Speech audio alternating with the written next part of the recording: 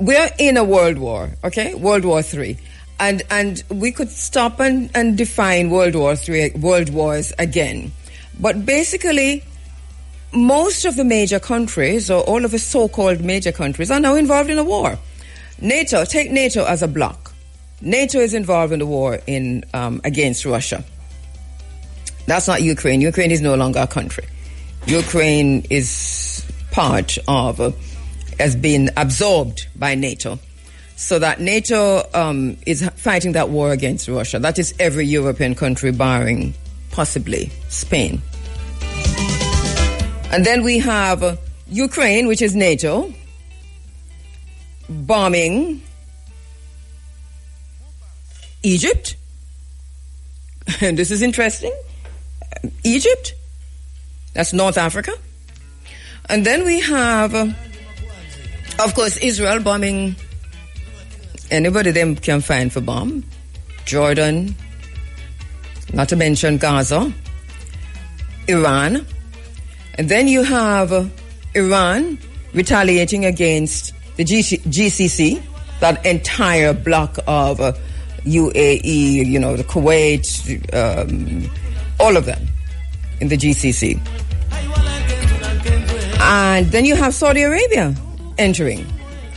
And there's a tit for tat there against Iran and Syria and Yemen.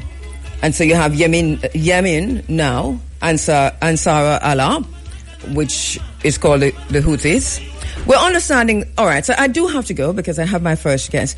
But the bottom line is that we are in a world war, and this is World War III. Once again, we say World War III will not be announced. It's not going to be announced. World War II was not announced. World War III has not been announced, but we're in the middle of that. And here, in the Latin American Caribbean region, we are engaged in Cold War III, which is actively gearing up to be a World War III, part of the World War III, if things continue the way that they're going right now. And we're talking about what we see shaping up maritime-wise, the document that's come out of the U.S. State Department with Cuba-China relations. I'm going to come back. Anyway, you hear them talking about maritime and trade and ports, P-O-R-T-S. And you see a lot of activities happening there. That is connected to the wider war. The audiobook store, audiobookstore.com, Pathologies of Power. He's already. Did you purchase already? Well, it looks that way. Pathologies of Power, Health, Human Rights, and the New War on the Poor. Oh, Andrew has gone and bought the audio book. Let me just hold it up again, Peter, just so our listeners can see this. I recommend this book, right? It's on my list of top 5 books to read. Pathologies of Power. Right, there you go. Paul Farmer. Make sure you get it. And look here. Here's a book that we recommend. It's been in the IRFM book club for the very longest time. It's called Color for Color, Skin for Skin, Marching with the Ancestral Spirits into War at Morant Bay by our brother and friend, Clinton A. Hutton. See the book there? This is a book that is also in my top list of book to read at the very top. Please get this book by Clinton Hutton. Color for Color, Skin for Skin. And let me tell you, you're going to need it more than ever in the next few weeks because we're going to go into some things, and we hope that you have this book to guide you along the way with the discussion. My brother and friend, Pan-African attorney at law and member of the Reparations Council of Jamaica, vice chair of the NCR. I know he's not. I'm not sure if he's here as vice chair this morning, but he can wear every hat when him come on. But you do know him as a Pan-Africanist attorney at law and member of the Reparations Council. He's my friend Bert Samuels. Good morning, Bert. I'm seeing you. Morning. I'm seeing you Right. I'm hearing Bert. He's a little bit very, very low. I know you're there. I'm hearing you, but you're low. Yes, I'm seeing you and I'm hearing you. Only thing is that you're really low, and I'm sure listeners are hearing you too. So I don't know if it's you. We're going to try and adjust the audio, but we're seeing you. We're seeing you look like you're in your library or your office. We're seeing those books. Oh, we're hearing you loud and clear now, Bert. All right, Bert, thank you thank you for the many books that you have sent to me over the years, because you have. I make a good book isn't going to come out and I don't get it, as long as you're alive. You're mad. So thank you so much for that. I've been carrying, I should have carried that book this morning, because you don't remember giving me that book about Cuba, that big book, right? And I've been working with it for the last few weeks. But anyway, I'll remind you later on. But thank you. So it's so much. It's been a real busy couple of weeks. It is. We're looking. So where you bring me come here for? We bring you come here because we see you all over the place. I take on the Emancipation Declaration, Proclamation. And I want to talk about that, Bert. This is what we're talking to you about this morning, because you have been looking again, not just with your attorney at law hat, which you want to do, but that through a Pan-African lens. And you've looked again, you've taken a closer look at the Emancipation Proclamation. And you have declared that the British are scammers. Total scammers.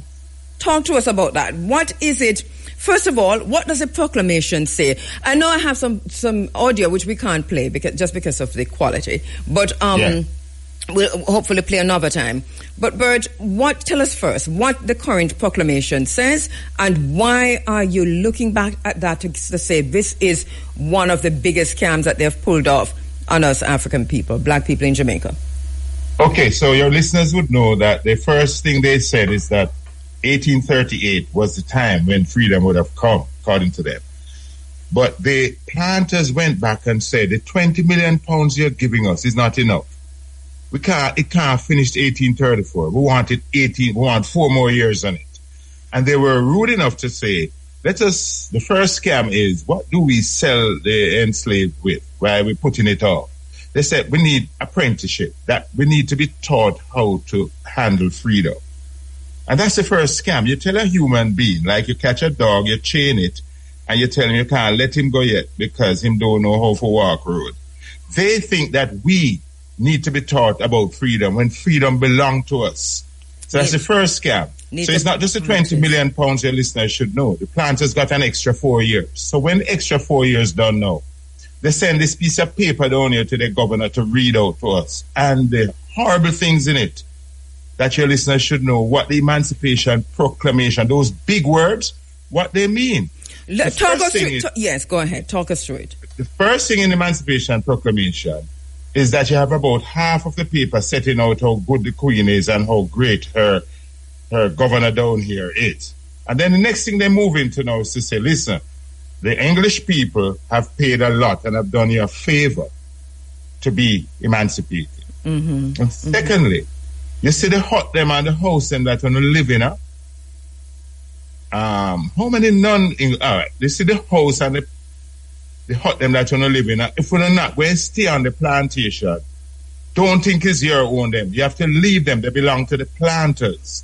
So right away, she was putting back the chains now on us to stay on the plantation. And this is written in the Emancipation Proclamation. In the Emancipation Proclamation. But what do you mean by that? What are they saying is that if at emancipation you are not, you decide to leave the place of chattel slavery, vicious, nasty enslavement, that if you decide to walk away from there, or if you decide to stay, know that the houses that you're now living in, the sheds you're now living in, that these are not yours. You want to hear it? Yes, go ahead. This is what it says. I strongly recommend you to remain on the properties on which you have been born. So she have a little deal with the planters, so she will encourage us to stay on. And where your parents are buried. But you must not mistake in supposing that your present houses, gardens, and provision grounds are your own property.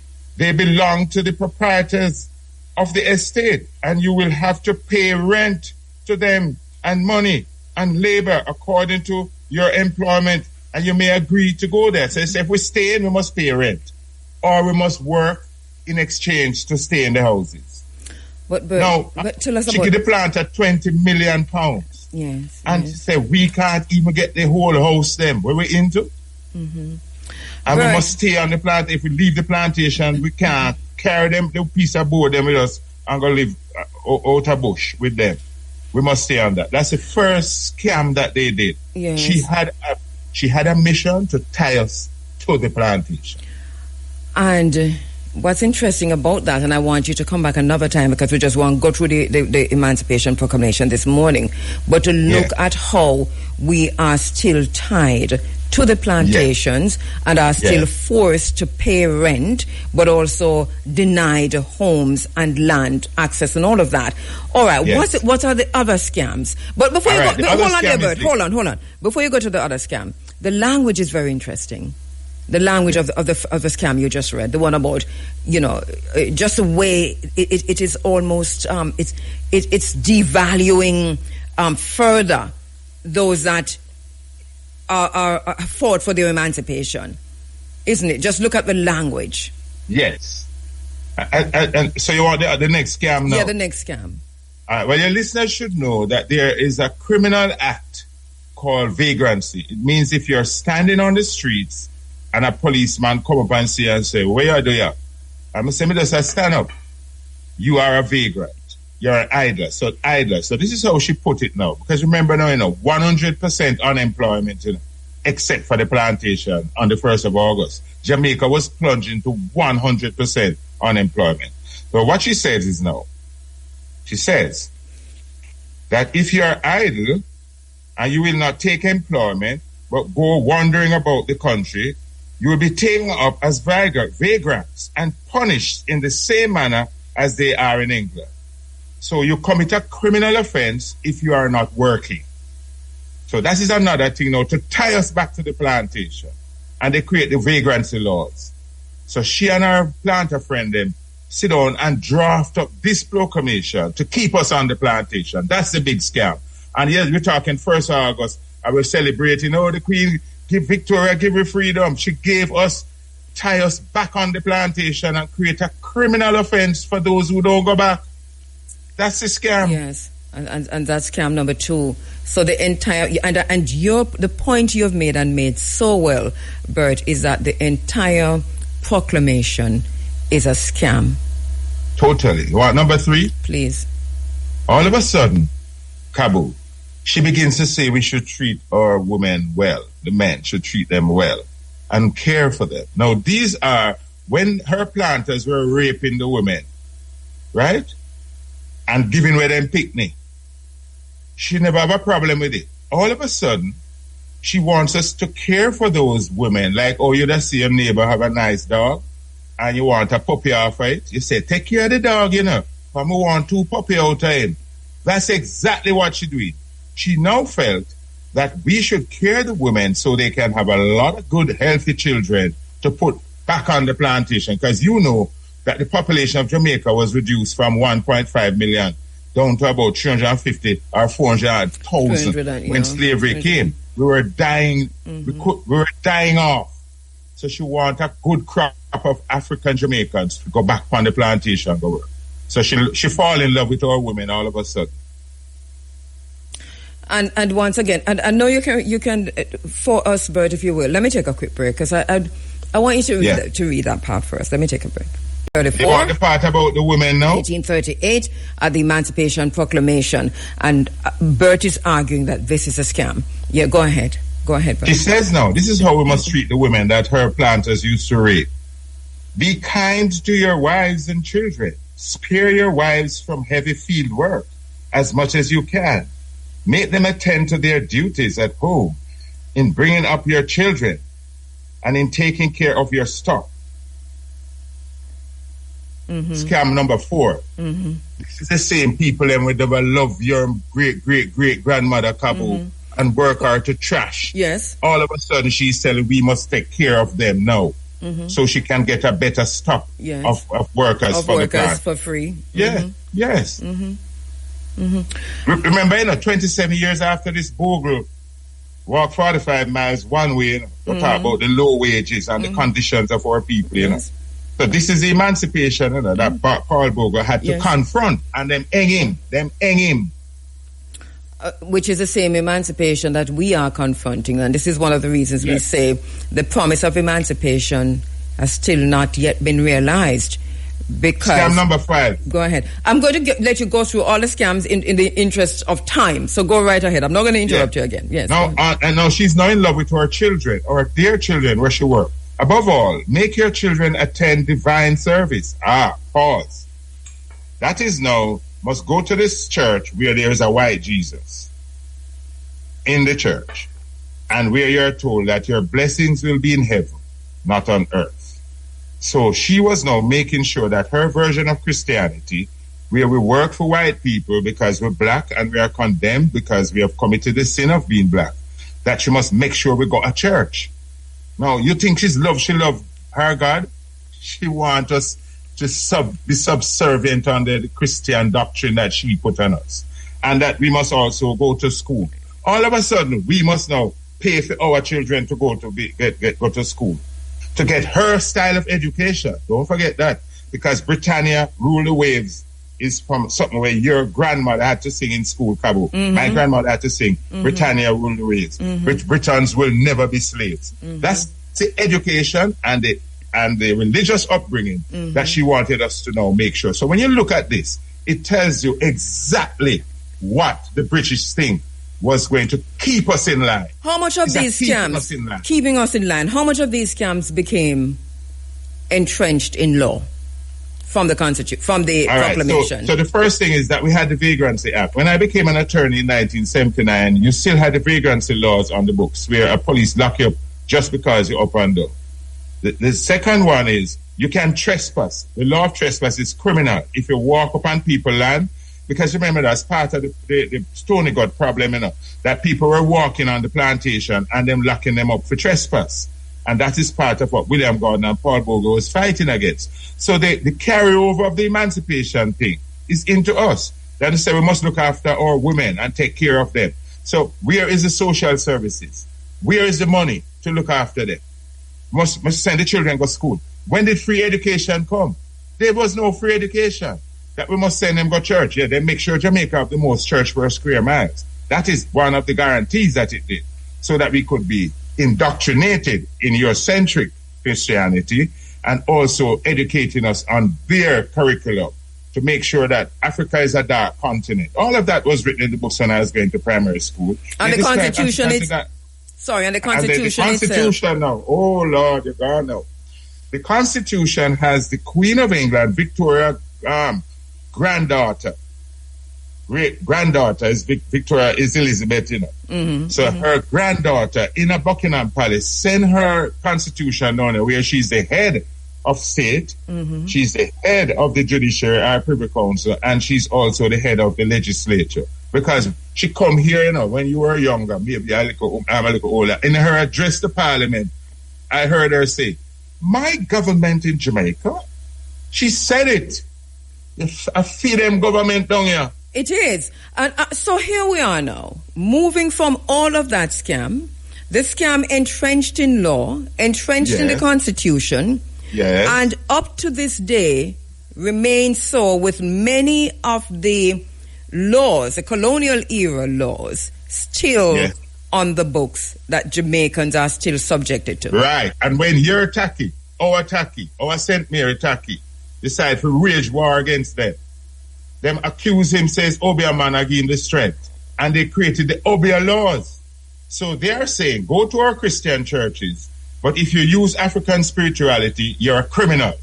And they send you to jail and they flog you if you're Obia man, if you're practicing African spirituality.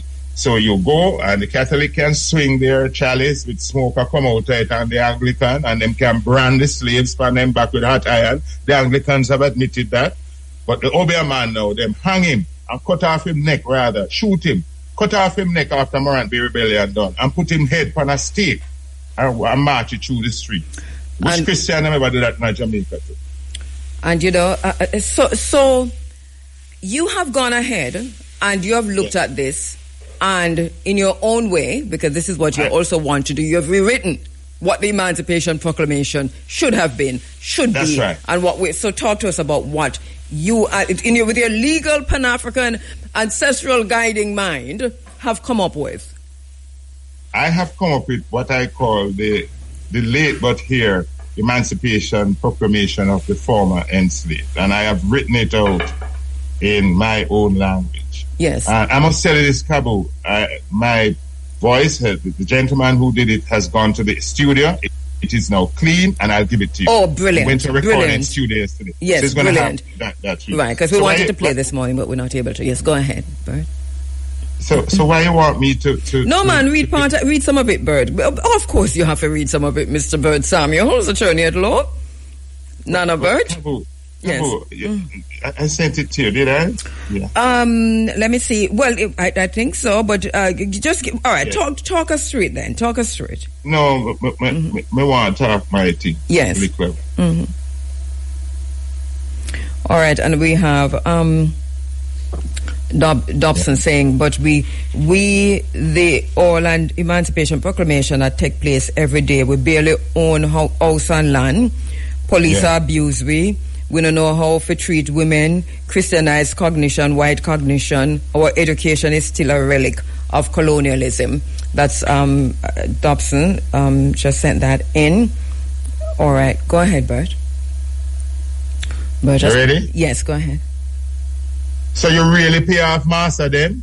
You really take 350 years to wake up and all of a sudden you send down your emancipation script down here for reward us? You hide something. No goodness, no enough for your heart to do this. Freedom and with money for master for nothing. We work for him for nothing. How come you claim your free way up and your proclamation have one word in it say you apologize for what you do to the people in Jamaica? And England, you sit down on your throne, you and your friend them, and you map up and set up for your planter friend them £20 million. As to Daddy Sharp, you know, apologize for shedding blood. And all day, all you do now, 2 years later, give away freedom. Same thing with Daddy Sharp did fight for. How come your Chief Justice Mansfield in 1772 said slavery can't happen in England, and you wait 66 years after to come talk about slavery freedom? You think we are fool? You think someone here say you borrow money and pay off the planter then? Remember saying no? And your bloodline, King Charles II, set up the so-called human trafficking Royal African Company. And it used it for centuries to make tons of money off of it and set up the Atlantic shipping toll booth in the Atlantic Ocean. We want our money. We not just sit down and take them lasses like that. No, me not get no more. No, you know, when you say we want our money, me say me roll on, me just want my blood run cool. And you know, Bert, I'll tell you something. Brilliant, by the way, brilliant. And I'm listening to you and I say, here you are again, possessed by an ancestral spirit. Because it happens to you from time to time where ancestors talk through you. And this, definitely. We hear it's the voice. It's 9:30 p.m., the 31st of July, I write that, you know, about 3 hours before the 188th anniversary. You know. I had to write it. Yes, listen to me. yes. We have to write our proclamation. Yes. So the clean tape of it is coming to you, and you have the text. Make what use you want of it. It's our proclamation. You know, I just before you go, Bert, I hear Prime Minister Andrew Holness when John Mahama was here, the president of Ghana, and he was at a press conference. I've sent you a clip from Peter, that's the last thing I sent you. At the press conference, he was asked about reparations, and he answered to the effect that JIS has already written about it, saying the Prime Minister urges Jamaicans to review reparations beyond money. This is alarming to me because the Prime Minister is, and I know you didn't come to talk about this, but the Prime Minister is also an advisor to the Ghanaian reparations project that Ghana is leading. But he's gone now and gone back to where we are coming from. Because remember, this is where we're coming from, where people were afraid to ask for money. But people like Professor Hilary Beckles, Professor Vereen Shepherd, the CARICOM 10-point plan coming out of CARICOM, Mia Motley, and so many of us, including Ghana, have gotten together and have put a money figure on reparations. So we want with money. I don't know if you've seen it, I don't know if you've heard it. The bracket report. Don't forget the bracket report. Okay. Yes, go ahead. Judge Robinson has given that report where he has calculated that Jamaica is owed 6.9 trillion US dollars. That is the figure. So why are we in this place? Why are we here in this place now where Prime Minister Holness, is it that he has not been properly advised? Or, I know you can't even speak to that, but I am concerned about, I listened to him closely, carefully, and this was the bulk of what he was saying. Do not, and see the GIS, the government communication arm is saying that the Prime Minister is telling us to go beyond, to think beyond money. This is dangerous to the reparations movement, is it not, Bert? I'm stuck on money. I'm stuck on the money. Yes. I want my money. Yes. Just say to you a while ago, we want the money, 20 million pounds. My brother went to England 1961 and he helped pay off the planters up to 2015. So it's a disgrace that we, the Windrush generation and people who went to England up to 2015 as taxpayers, paying back the British people. And the British public should not feel any way because they did not protest when they were paying back their planters, No. So when we put on our money and say this we want, them say that the British taxpayers are upset. So were they upset when they were paying up to 2015? Up to 2015. 160 years. Including my grandfather. Yes. My grandfather is a part of the so-called Windrush thingy, and I really don't think Windrush, but he went in that time on one of those ships that sailed from here into Tilbury. Go the dirty worker England. Yes, into Tilbury. White people them no want to do. Tilbury docks, and he's one of those who paid the enslavers. And so tell me now, what about my grandfather who fight in a World War II? Well, that's the point. So as you said, we want with money. Yes. Them have them tribal war in Europe. Can I ask you a question, Bert? Yes. As you didn't come here as this, but as the vice chair of the reparations, the National Council on Reparations, will you look into what the Prime Minister has said and have a discussion at your highest level to see how the Prime Minister can be best briefed? I accept the invitation. Yes. I'd like for it to be explained what it is. Look beyond the money. I need that. I need an explanation of that. Yes. The clip is there. I'm sorry I didn't carry the clip, but we have the clip here. But it isn't. Is it his voice or his voice? It was at the press conference. His voice, saying he was with the press conference with the president of Ghana, John Mahama, and he was asked about reparations. I know Mahama tried to correct it because Mahama is clear on what this whole reparations fight and struggle is about, regardless of what his motives are. Otherwise, but our Prime Minister Andrew Holness is not clear. He doesn't know. He's not comfortable with the terms. He's not comfortable with the words. He's not comfortable with the concept, the idea. And he's taken us back to the early 90s when Lord Anthony Gifford, Barbara Blake Hanna, and myself started the Jamaica Reparations Commission. That was in about 92. That's where we're coming from. He's taken us right there. So for me, it is alarming that the Prime Minister has gone here. We want with money. This is where I'm leaving it, Bird. I hope you will take it up. In 92, when you're talking reparations, enough people laugh at you, right? They laughed at us. Remember, Lord Gifford, because of the group that Barbara Blake Hanna, Lord Gifford, and myself formed, the Jamaica Reparations Commission, Lord Gifford took this to the House of Lords.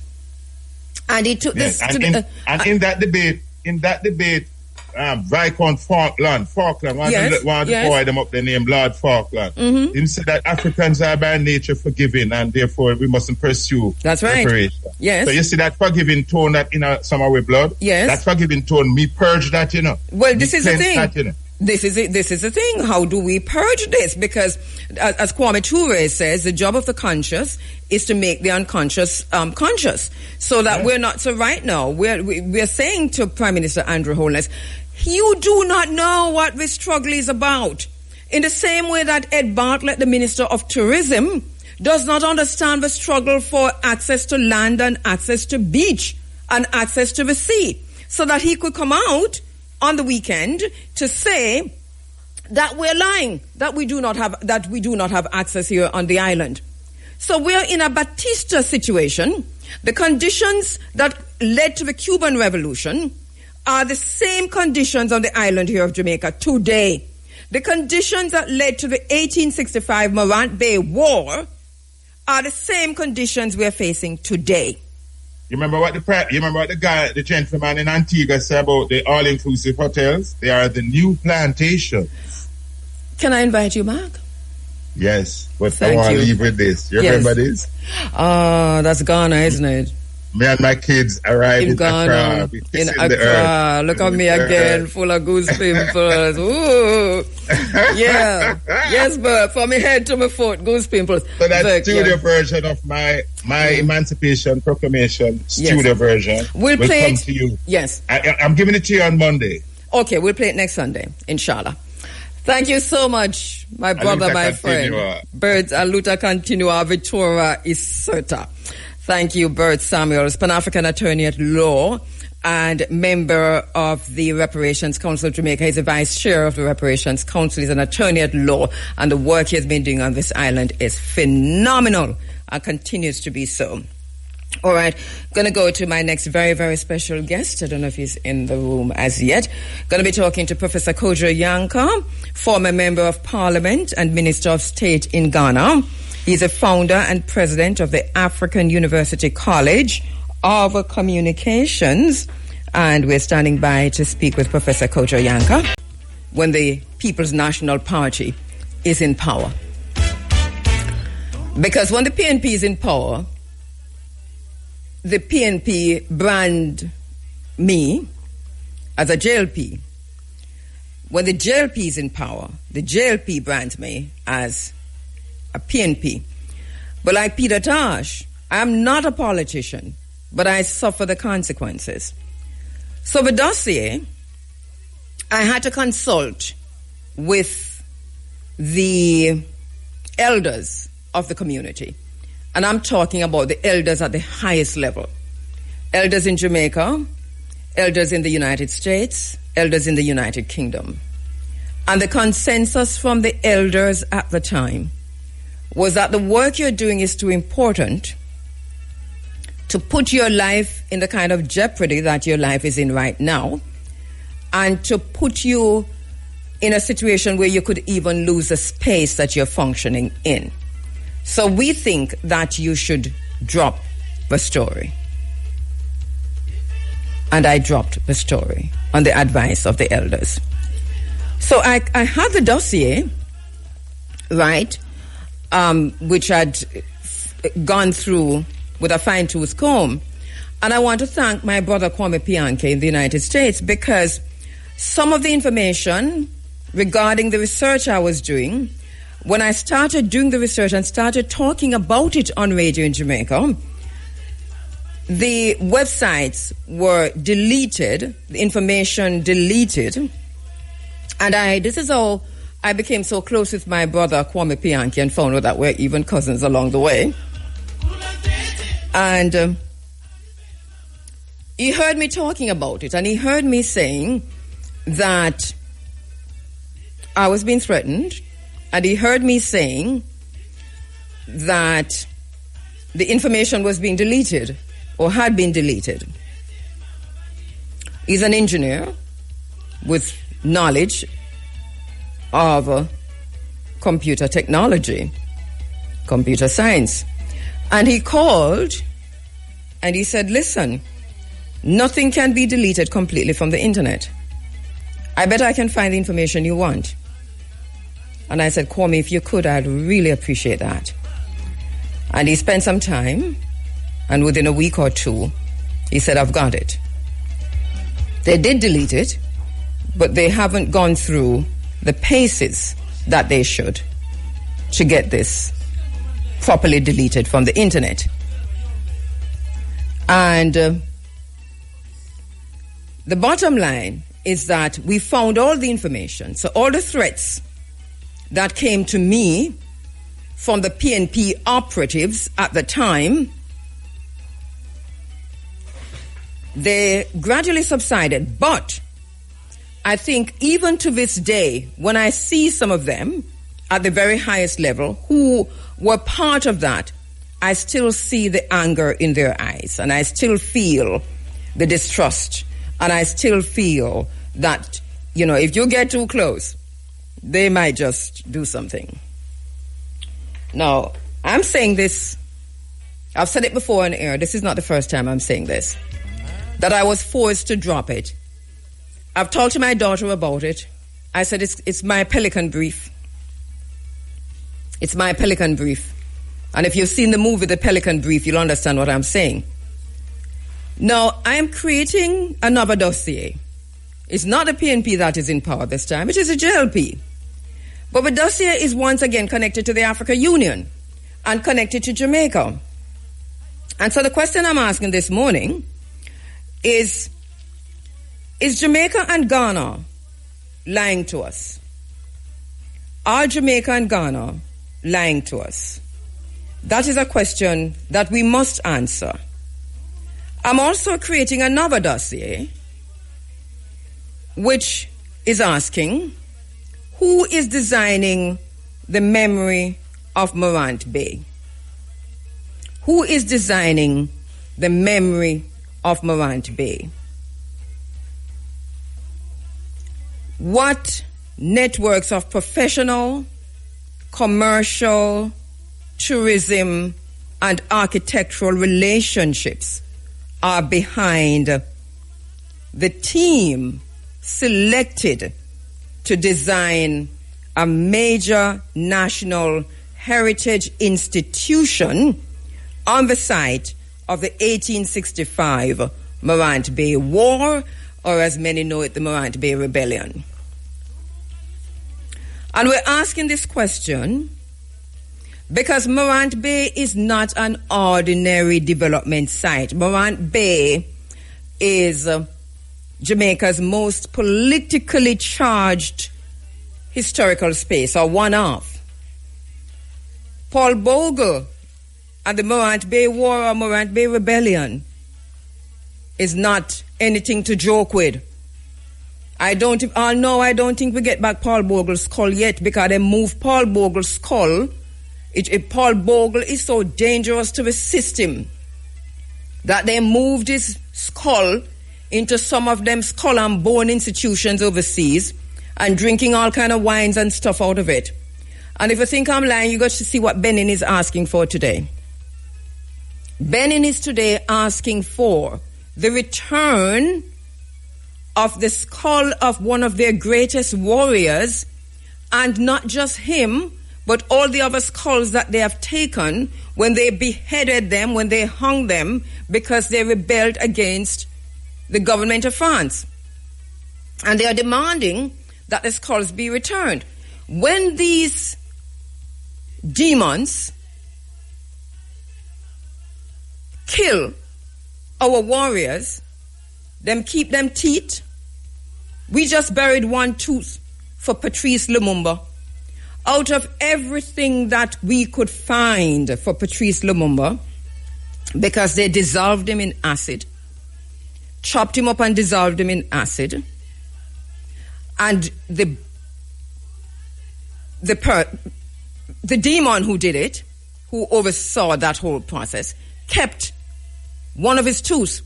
And it was just last year that we were able to bury one tooth in a state funeral for Patrice Lumumba. They keep the body parts of our ancestors, of our warriors. I'm going to come back to that because I am developing the dossier on Morant Bay. I don't know if you have anything there, Peter. But I'm developing the dossier on Morant Bay because there's a museum that is being developed in St. Thomas. The museum is intended to interpret the rebellion or the war led by Paul Bogle and the consequences to Jamaica. And the Chase Fund is the financier behind this. The Chase Fund itself describe the Institute Future Museum as a place of memory, of reckoning, and of pride. And that is why this makes the transparency around the design process particularly important. Now, I am not saying that there's any shenanigans, not at this point. I'm saying that there needs to be some investigation because I have done as much research as I can. I have done as much, investigative journalism as I can, and there's too much missing. So, bottom line is that we have the project, right? The old Morant Bay Courthouse. This was destroyed by fire in 2007, but substantial brick walls survived. The site is a declared historic site. It is owned by the St. Thomas Municipal Corporation. Chase intends to adaptively reuse the surviving structure and create a museum documenting the Morant Bay Rebellion in 1865, the Morant Bay War. The project, you might recall, was publicly announced by Prime Minister Andrew Holness during his budget debate on March 17, 2023. And we started roundabout there developing this dossier about what this should look like, how this would go, and who would be the principals. Let me take a quick break. We are speaking to him, just waiting for him to come into the Zoom room, into the green room. We're standing by to speak with Professor Kojo Yanka. And as I said before, we told you a little bit about Professor Kojo Yanka, right? We've known him for ages and ages and ages. Very happy that he's coming on today, and I hope that he's able to come through. He's a former Member of Parliament and Minister of State in Ghana. He's a founder and president of the African University College of Communications, and a lot to talk about this morning. But until he comes into the green room, I'm talking about the Paul Bogle Museum, the Morant Bay Museum that is being developed in Morant Bay, St. Thomas. And I've told you that I'm compiling a dossier on this because we have questions. We're not alleging any wrongdoing at all. We just have questions that we're not able to answer. The Government of Jamaica's electronic procurement system records a project, the building of the museum in St. Thomas, as a procurement of consultancy services for the concept and design of the Morant Bay Museum in Morant Bay, St. Thomas, Jamaica, retender. The procurement details show procurement method, evaluation mechanism, procurement technique, funding, project reference, tender deadline, and bid opening. It says the Government of Jamaica will fund this. And the bid opened July 14, 2025. This is important. There was a formal procurement exercise, and that's important to note. So everything looking good. 6 bidders. The Solar Systems and Building Designers, Group 3 Design, APEC Consultants Limited, Rexar Incorporated Limited, Portica Limited, DTJ Design. And so this creates an important benchmark for us, because the question then is, so there was a winner for the bid. It's DTJ. And the question that I have that has not been answered without any allegation is what gave DTJ the winning advantage over the other 5 bidders under the QCBS system? This answer is not apparent from the files that are publicly available. Chase announced in June 2026 that it had engaged DTJ Design, Inc., which is a United States-based firm, a United States-based design firm, in collaboration with Kingston 10 Architects to provide the concept and the design services.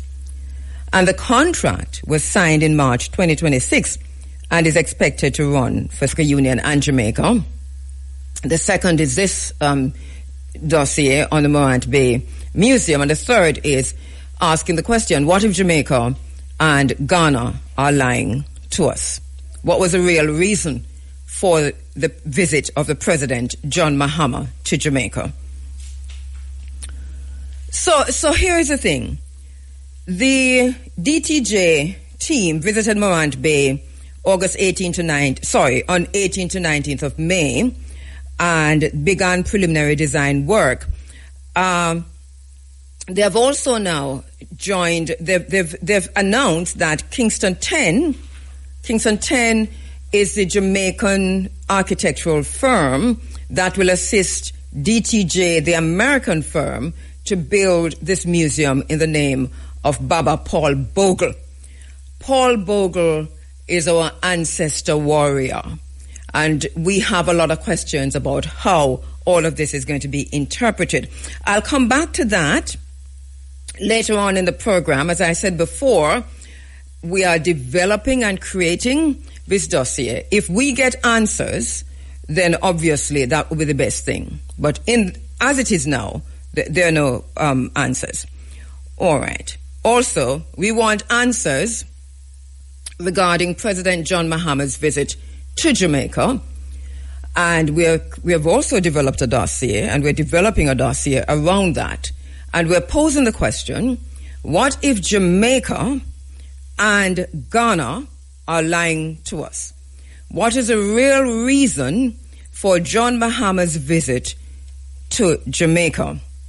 There are a whole lot to unpack there, including the World Economic Forum's Davos Public-Private Partnership, including the meeting that the security minister went to in Peru, the defense meeting that the security minister went to in Peru just 2 weeks ago, including the security meeting that the Minister of Foreign Affairs went to in Washington, D.C. just 2 weeks ago, including the Shield of the Americas, and including the IDB and Interpol now signing off just 2 days ago on security arrangements for Latin America and the Caribbean, taking in the tricontinental area. All of these things are connected. And Ghana must be honest with us. So too must Jamaica. Because they have wrapped this in reparations, and they have wrapped this in emancipation, and they have wrapped this in independence. And we're saying while all of that was happening, there were a lot of stuff happening on the side, apparently sidelines, that was actually the main event. And we'll come back to that later on in the program. We are going to my very special guest, who has nothing to do with nothing that we're talking about here right now. He's coming on for a whole different reason. We know him very well and have known him for a very, very long time.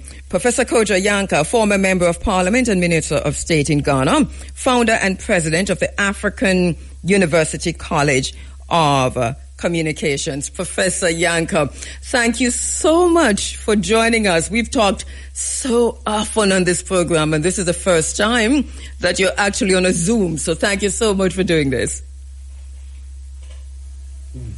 All right, we heard you just a bit there, but we heard you at the end of what you said. Am I quite sure? Okay. Okay. Do you hear me now? Very, very good. Good. Thank you so much, Professor Yankah. We've come a long way, and we're not Virginia Slims. We're Africans who've been coming a long, long way. Reuniting the African family for development. one of the very first themes of Panafest. You've been around, Professor Yanka, as minister, as organizer, as developer, as ideator. A lot of what we're talking about now came through your office, your desk, your book, when we look at what's happening in Ghana today and the relationships that Ghana is having with so many African diasporan countries. Tell us about the genesis of that. Well, okay, let me go back to independence. When we won independence in 1957, Asadi for Dr. Kwame Nkrumah gave us the green light to now get ready to unite with Africans on the continent and Africans in the diaspora. So those that were in the U.S., in the Caribbean at that time, who could make it, joined us after independence. It's important to note that the two very early ancestors that we had in Ghana, W.B. Du Bois and George Padmore, were all, people with Caribbean backgrounds who had lived in the U.S. At the same time, even if we go back to the first Pan-African Congress, the organizer was also from Jamaica. So we have had this link all this time. Yes. And then we started having, during the time of President Jerry Rawlings, the festival called the Pan-African Festival of Arts and Culture. Yes. Panafest was the culmination of the dream of Kwame Nkrumah. And so it was originally put together by one of our female writers, eminent one, who passed, Ifwa Sutherland, and she said that we did not only have to say it in words, but we have to put it in practice. Mm-hmm. So let's have a festival. So the first festival actually was 1992. That was the opening. And then 94, we started hosting a number of participants from the Caribbean region, mainly from Jamaica. And that's where some of you showed up. Yeah, and then it continued. That's exactly where we showed up. That's right. Yes. That's where, I like the way you said that. That's where some of us showed up. We showed up in 92. I love that. Which was great. And I had the opportunity also to visit Jamaica at the time to officially invite I was going to say the Bafana. That's the reggae, South Africa.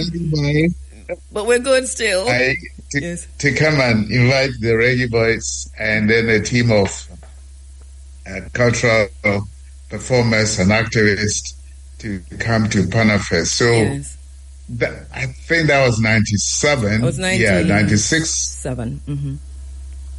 97. Mm-hmm. So we had a whole contingent of Jamaica, the Reggae Boys, in Ghana. Yeah, the Reggae Boys. Puff, write it down. The Reggae Boys. We love Bafana, but you know how we are. Yes, I agree entirely. Yes, I take that one out. I know the Reggae Boys. They played 2 matches in Accra and Kumasi, attracted huge crowds. I mean, to fill a 70,000 seater stadium in Kumasi and another 40,000 in Accra was no mean achievement. Yes. And then, of course, we went to Cape Coast and we had a whole delegation participate in the activities of Panafest. Mm-hmm. So we really cemented that relationship from then on. And then every other year we had Panafest and we had contingents from Jamaica. So we have had this bond for quite a long time. Personally, I have visited twice after that. Yes. And I continue to have friends there. So we started Panafest, the reemergence of African civilization, which should be based on the unity of the African family. All right, hold that right there for me, Prof. I want to come back exactly at that spot, reuniting the African family. All right, we're back with you inside of the Africa Forum. This is Running Africa, and it's 7:34. My very special guest online, and we're streaming live, by the way. We're on YouTube, we're on Instagram, we are on Facebook, we're on irfm.net. irfm.net, you'll get audio. On YouTube, Facebook, and IG, we have audio and video. And we are on the 107s, 107.1, all the way to 107.9. We're on Flow Channel 822. We're on Digiplay 784, irfm.net, irfm.ja, irfm on the IRI_FM, irfm 107s. We are wherever you are, so you can't miss this morning. Professor Kojo Yankah, former Member of Parliament and Minister of State in Ghana, founder and president of the African University College of Communications Online. And we're Sankofa Ing. It's a Sankophic journey. We're looking back to go forward, looking back at the Jamaica-Ghana relationship in particular, but broadly speaking, on the African diaspora and its relationship with Ghana.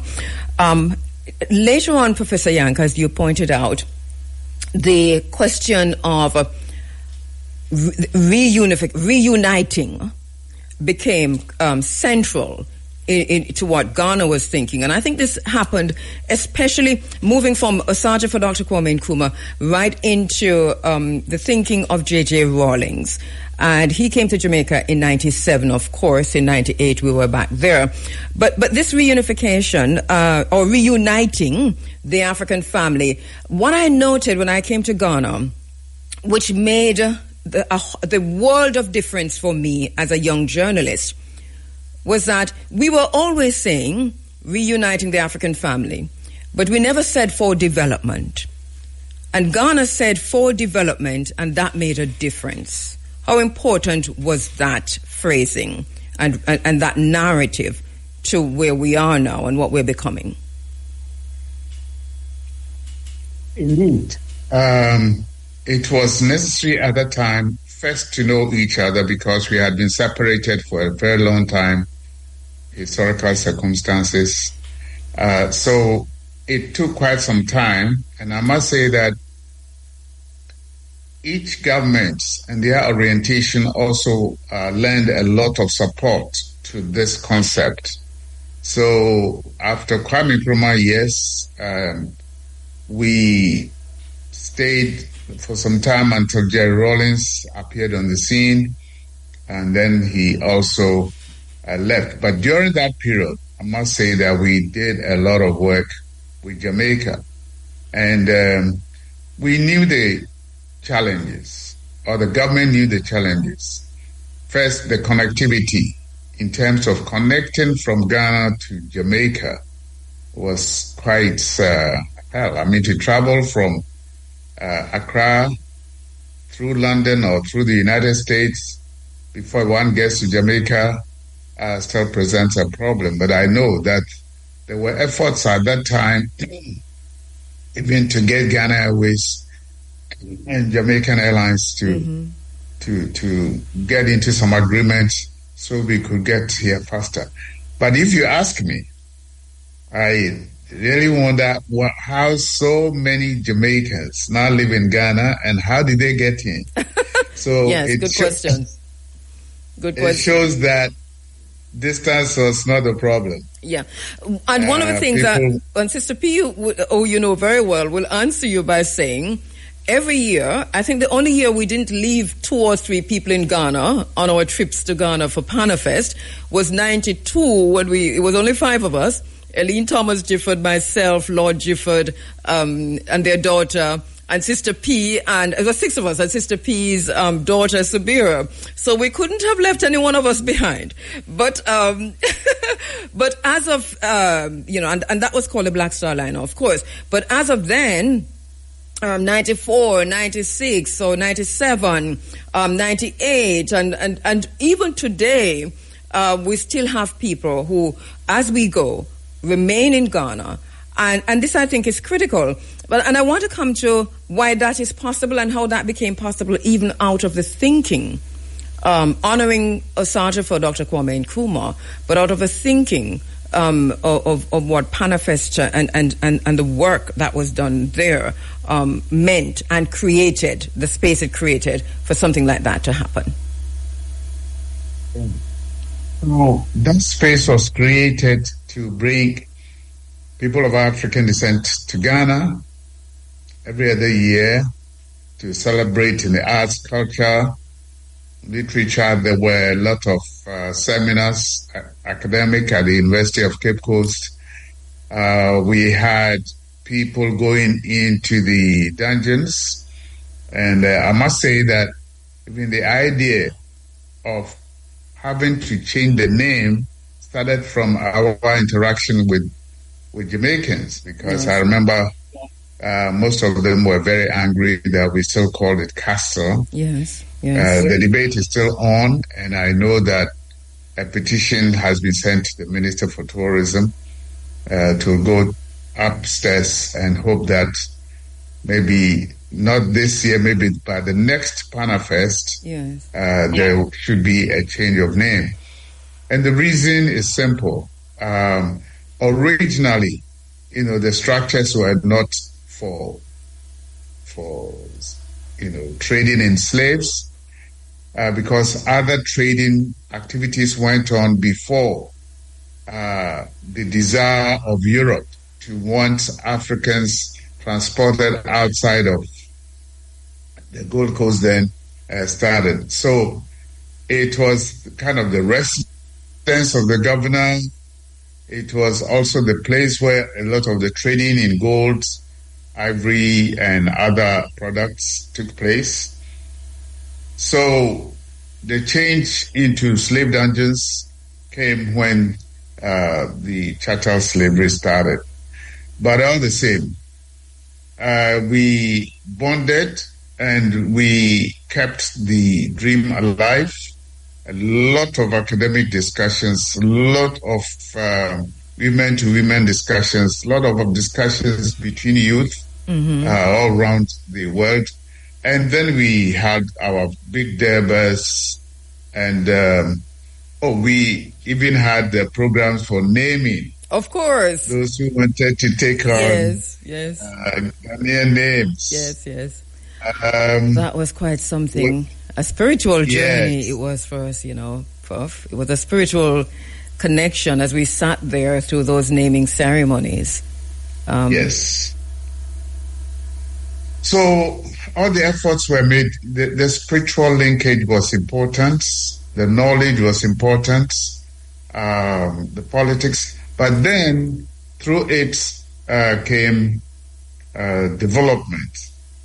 Now, it could reach that height now because President Mahama, who was a deputy minister at the time that I was also a minister, now decides to take it much further.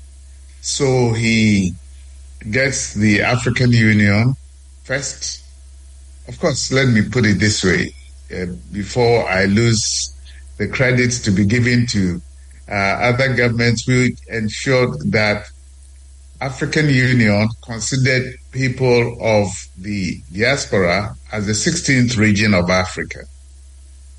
That was significant because then it laid the foundation for African Union to officially recognize the diaspora as members of I think we have that graphic there, Peter, just to interrupt a bit. The Africa Union, how the diaspora was recognized as the 6th region of Africa. I think this is critical to note, and we hear President Mahama referencing that when he came in.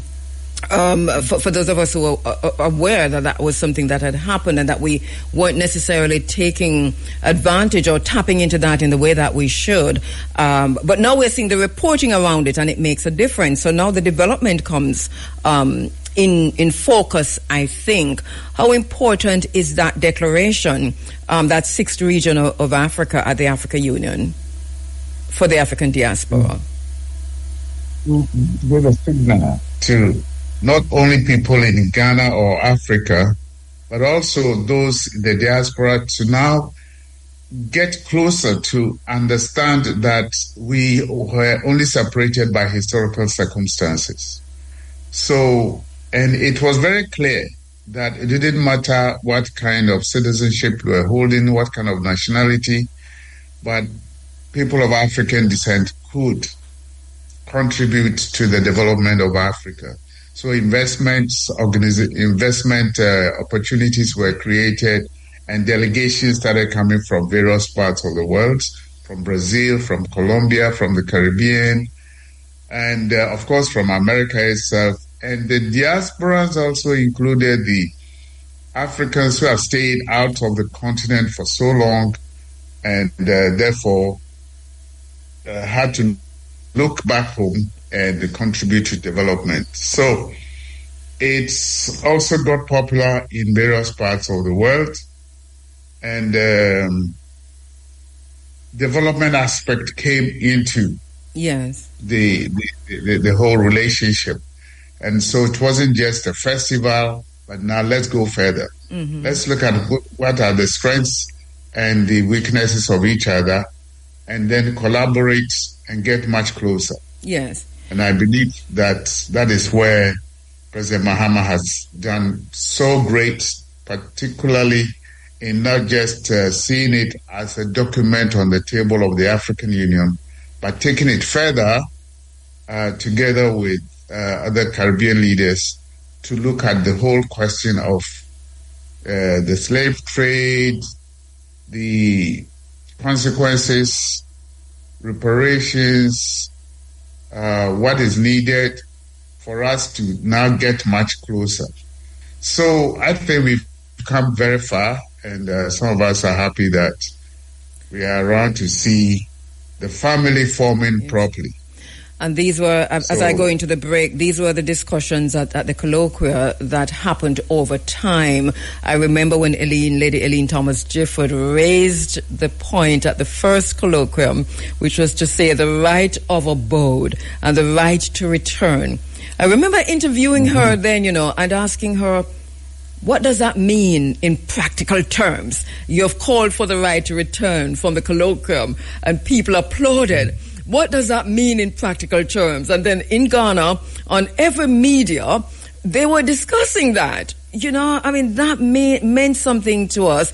And here we are seeing today the president of Ghana standing up in the Parliament of Jamaica saying that this is already in place, the right of abode and the right to return.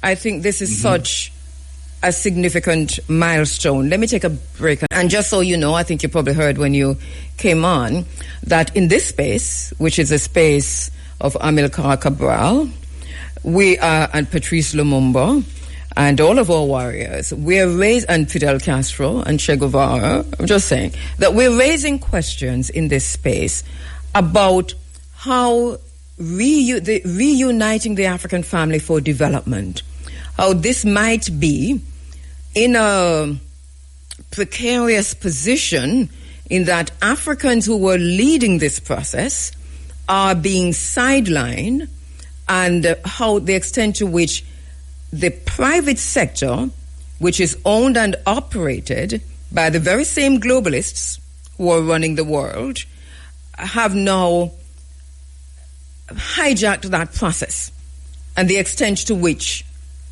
if we do not pay attention, we might lose that.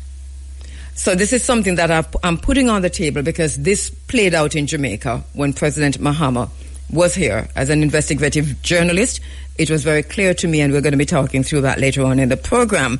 But in the meantime, it's a process that has been ongoing between Ghana and Jamaica, Ghana and the African diaspora, West Africa, But Ghana said in 92 that this is a door. This is a door. In 98, when we changed the name from the door of no return to the door of return by carrying the bones of the Carson ancestor and the bones of Crystal through that space, we were clear that Ghana represented a portal, a gateway for its children to return to the continent of Africa. So how critical is it for Africans, whether in the diaspora or continental Africans, to own that process and to protect that process from globalism, if you will? Right. I think it's very critical. I agree entirely with you that we should own that process and guide that process to fruition. Now, how do we do that? I said a while ago that one of the most difficult things we have had over the period since 1994 is connectivity. I mean, yes. I told you also that I look around Ghana, go up the hills of Aburi or Cape Coast Elmina, and I meet people from Jamaica or from the Caribbean regularly. So, question is, government have a role to play because they need to guide the people. For example, if it weren't for President Mahama, would we be talking about entering each other's country without visa? Would we also be talking about the reparations as we are doing now? When it started like, oh, is it possible? But now people are saying it's possible because the countries that took part, Netherlands, Germany, France, even the Anglican Archbishop of Canterbury, they're all coming forward to see that, wait a minute, yes, it was a crime against humanity. Of course, we cannot pay cash. That's not what Mahama said. First, accept it, that it was a crime. 2, that you need apologies. 3, move forward. And then alongside it, our people will feel more confident and want to now belong. Now, the question about owning is very important because it can easily be hijacked. And but again, it's people who own companies. It depends on who is coming in to do the investments. It depends on who is coming in to do the businesses. I met a number of people of African descent in Ghana. They are doing various jobs, various skills have been brought in. Some are organized, some are not organized. It doesn't really matter, but the important thing is us understanding each other, welcoming each other, and saying we can even partner to do business. Yeah. You see, I have the whole idea of the Pan-African Heritage Museum also includes the point that we need to have, location, just like Panafest has started, a location where we can meet regularly to discuss. Mm-hmm. Panafest every 2 years for me is not enough. So we should have a point of meeting, like some kind of a meeting point every pilgrimage, every now and then, yes, to learn more about each other. I'm still concerned about educating ourselves about each other because there still has underlying misunderstanding about ourselves, and sometimes even suspicion. And it's not just Ghana and Jamaica, but even among African countries. Yes.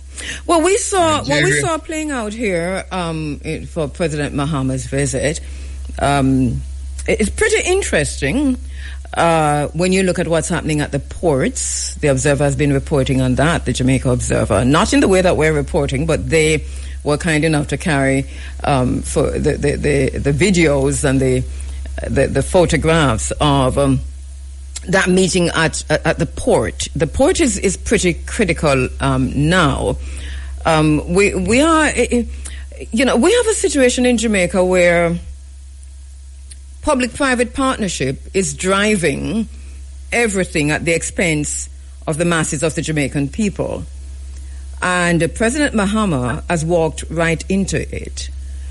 Unless from the grassroots level, I think, for us again to speak with our brothers and sisters in Ghana, unless we do this, when we talk about reuniting the African family for development, the African family, there will be development, but the African family is in danger of being left out of this development. Mm-hmm. And that for me is an acute problem. Mm-hmm. Especially against a backdrop of the Monroe Doctrine, the Manifest Destiny, the Shield of the Americas, the Cuba-China relationship and what we saw coming out of the State Department recently, and all the security arrangements that are being made among Latin America and Caribbean countries, which goes back to the tricontinental area. And if you think the Tricontinental Conference of 1966 that Fidel Castro hosted, it will give you a pretty good idea of the interruption and the intervention of the oppressor in this reuniting the African family for development process. Mm-hmm. Am I making any sense, Professor Kojo-Yankah? Yeah, you are. Yeah, I get you. So that I get you. One is you're just coming back from speaking at on the culture, politics, and knowledge between Africa and Latin America, the 7th International Conference on Afro-Hispanic, Luso-Brazilian, and Latin American Studies conference. Talk to us a little bit about that, because I didn't mean to put these two things together. But the IDB announced just last night or night before that along with Interpol, they are now within that very same region that we're talking about as part of a security apparatus. All of this, to me, when you connect them, is a bit troublesome, if not frightening. Yeah. That was part of my analysis in my presentation last week, because I can see some movements going on in the Caribbean and Pacific regions, which need not just knowing, but attention, close attention, because, we had a very good relationship with Colombia, because the previous government was, Africa inclined. Mm-hmm. We got some black ambassadors in Ghana. Not only that, the vice president of Cuba, who was an African lady, a lady of African descent, came to Ghana, started establishing linkages with Ghana and the rest of Africa, and even included the Caribbean. Now that government has lost power, overthrown, and say overthrown. Well, yeah, has been overthrown. Yes. And from yesterday, there is a new government which has already announced taking some of the embassies out of the continent, yes, including Ghana, South Africa, and Ethiopia. And we can see the same hand also moving into Brazil, mm-hmm, to possibly change the order, mm-hmm, the political order there. We hope that Lula wins power again, but otherwise it also feeds into this whole idea of some of the moves being made to scatter whatever we are doing. And I hope and believe that the governments are also taking the necessary steps to protect the ownership of our own fate that you talked about. We know what is happening in Cuba. Yes, of course, this morning we heard that China is taking some steps to assist Cuba, which is a great one. But at the same time, we need to get much closer because it's not just Ghana, Cuba. Sorry, it's not just Ghana, Jamaica. All the other countries are involved. Question is, how do we strengthen our economies? How do we strengthen our people? How do we empower civil society organizations strong enough to back this whole idea of us taking charge of uniting the African family? I know, and I guess you know as well, that the Monroe Doctrine is still working in the minds of, not just in the minds, in the boardrooms of those who want to scatter whatever we want to do. But, it depends on all of us to ensure that we maintain our commitment to whatever, vision that Mahama and others have. Yes. Thank you so much. Prof, I'm so sorry that we're out of time.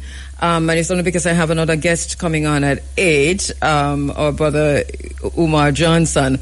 But I want to thank you so much for the work that you have done over the years in this reuniting of the African Family for Development process. You are an unsung hero because you're in the background of a whole lot of it. And as a lot of us know your name, but the work that you have done, I think history will recall, and we also in this minute need to recall and to say thank you for that, for bridging that gap between Africa and the African diaspora. Hopefully you'll come back and we'll have another discussion. We are rooting for the Pan-African Historical Museum. We're watching that, and we know that you'll be kicking that off physically shortly. So thank you so much, Prof. Ancestral guidance. Blessings to you and to the family. And as usual, a lot of health. And greetings to the rest of the family out there. And let's continue the discussion.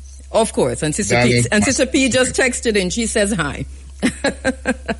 Yeah, your friends are texting left, right, and center. Let me just tell you that. I know. They know you are. Give my regards to Omer Johnson as well. Okay, as soon as he comes on, he's coming right after you. All right, thank you so much, Professor Kojo Yanka. A brilliant African, Pan-African scholar who has been doing the work. Not a whole lot of time to be talking, but when he talks, it's profound. Thank you so much. Easy victory. We're back with you inside of the Africa Forum. This is Running Africa, and it is Sunday, August 9 on the island. Good morning to you. Thank you so much for all of the text messages and all of the messages you're sending on Facebook, on WhatsApp. We've lost our WhatsApp links. I'm not seeing a whole lot of them, but we're still seeing some. Yefina Efun in the United States. Thank you, my sister. She says, Grand Rising. Thanks for continuing to bravely continue the work of liberation. We need... we need to hug. Oh, yeah, we need to hug soon. I hope you're coming in soon. Kimathi and Kuma, who is in Kenya.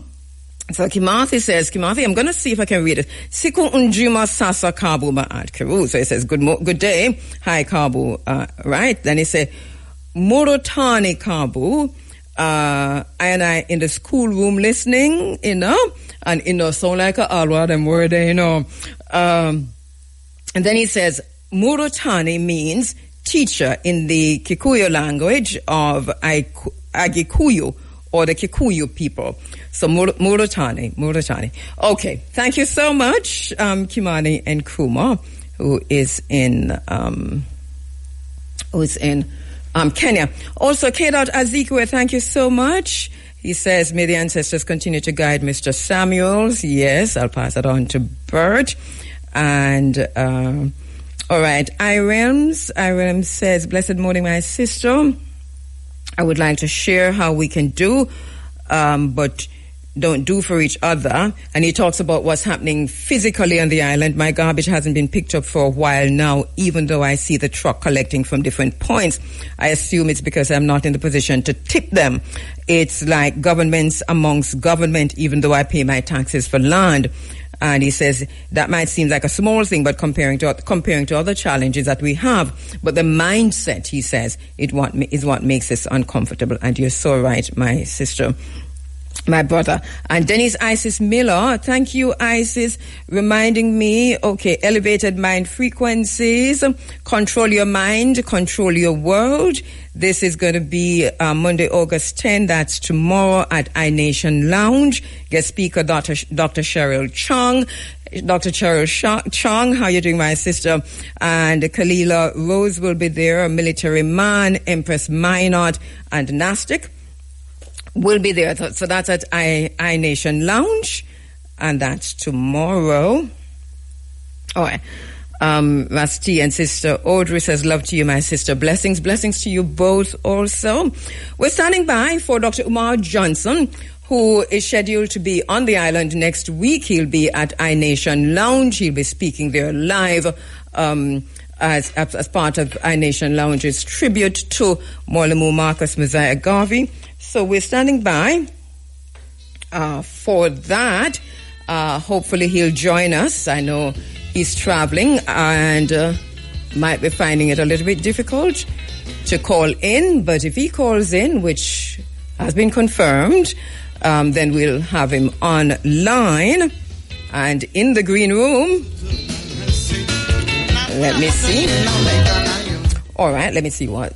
Do we have him? No, we don't have Omer Johnson, but we're standing by. So Omer and anyone, iNation, Michael Bonnet, if you can get to Dr. Omer Johnson, let him know we're standing by for him.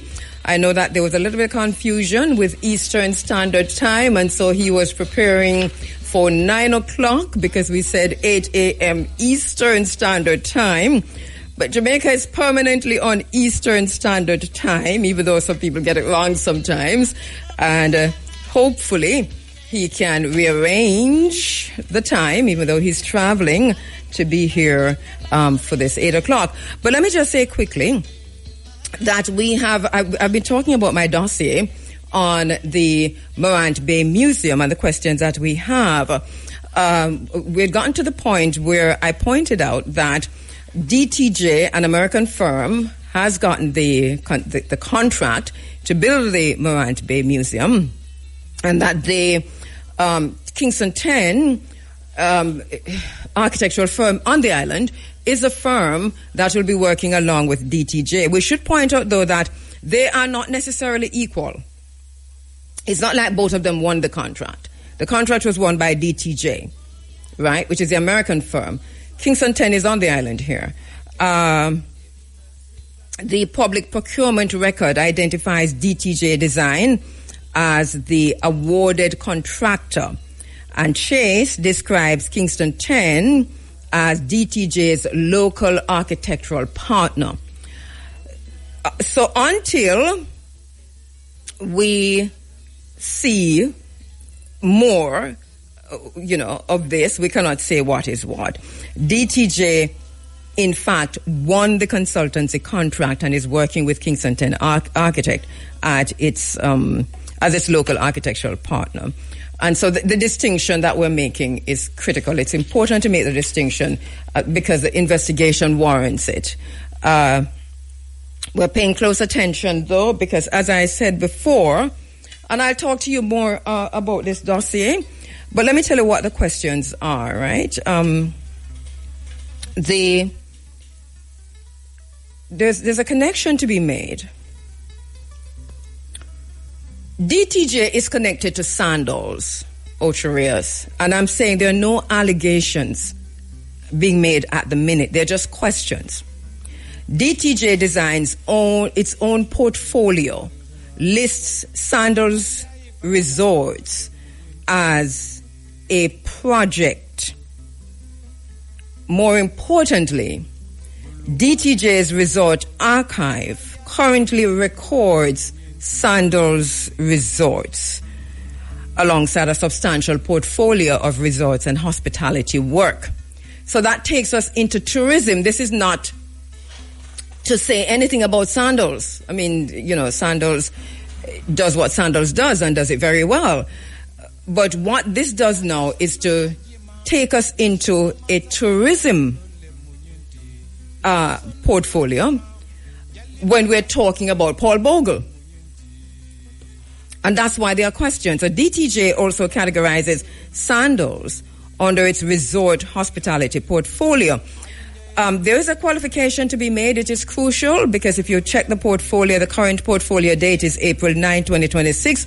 DTJ's Morant Bay contract was signed in March 2026. The Morant Bay tender closed in July 2025. Therefore, we are not yet establishing from this portfolio date alone that DTJ Sandals relationship existed with DTJ or when DTJ submitted its Morant Bay bid. It could be that it was updated, and so the updated date is what we're seeing as April 2026.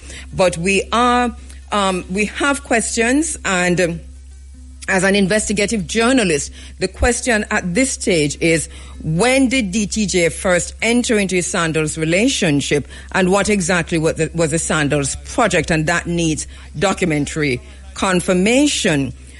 Why are we looking at the Sandals connection? And I want to underscore that I'm not saying that the Sandals resort work is in any way inherently suspicious. But DTJ's professional specialization is highly relevant to the emerging concept that we're going to see come up for the Morant Bay Museum. Because is it going to come up as a visitor destination? And this is why we have questions, you see. Because DTJ's portfolio is dominated by resorts, hospitality, water parks, visitor attractions, destination planning, public spaces, themed environments, storytelling and visitor experience. Its portfolio includes Baha Bay, Sandals Resort, Turtle Island, Belize, Kerula Mark Club, I'm sure I'm not pronouncing some of these right, Hard Rock Properties and other destination projects. And I'm sure DTJ is a brilliant architectural firm. I'm sure they're excellent at what they do. But we're speaking about a museum in Morant Bay that is being built in the name of the Morant Bay War and the Morant Bay Rebellion. And we're asking what was the legitimate reason for DTJ's selection. But we're also raising a conceptual question, which is to say, is the Morant Bay Museum primarily being conceived as a heritage institution or as a visitor destination? And this, if it is being conceived as a visitor destination within the tourism narrative and perspective and concept, then we would have already failed Paul Bogle.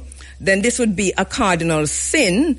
Then this would be blasphemous. Then this would be something that we cannot stand by and watch. These objectives can coexist, but they are not identical. So the connection is critical, and the questions are critical. All right.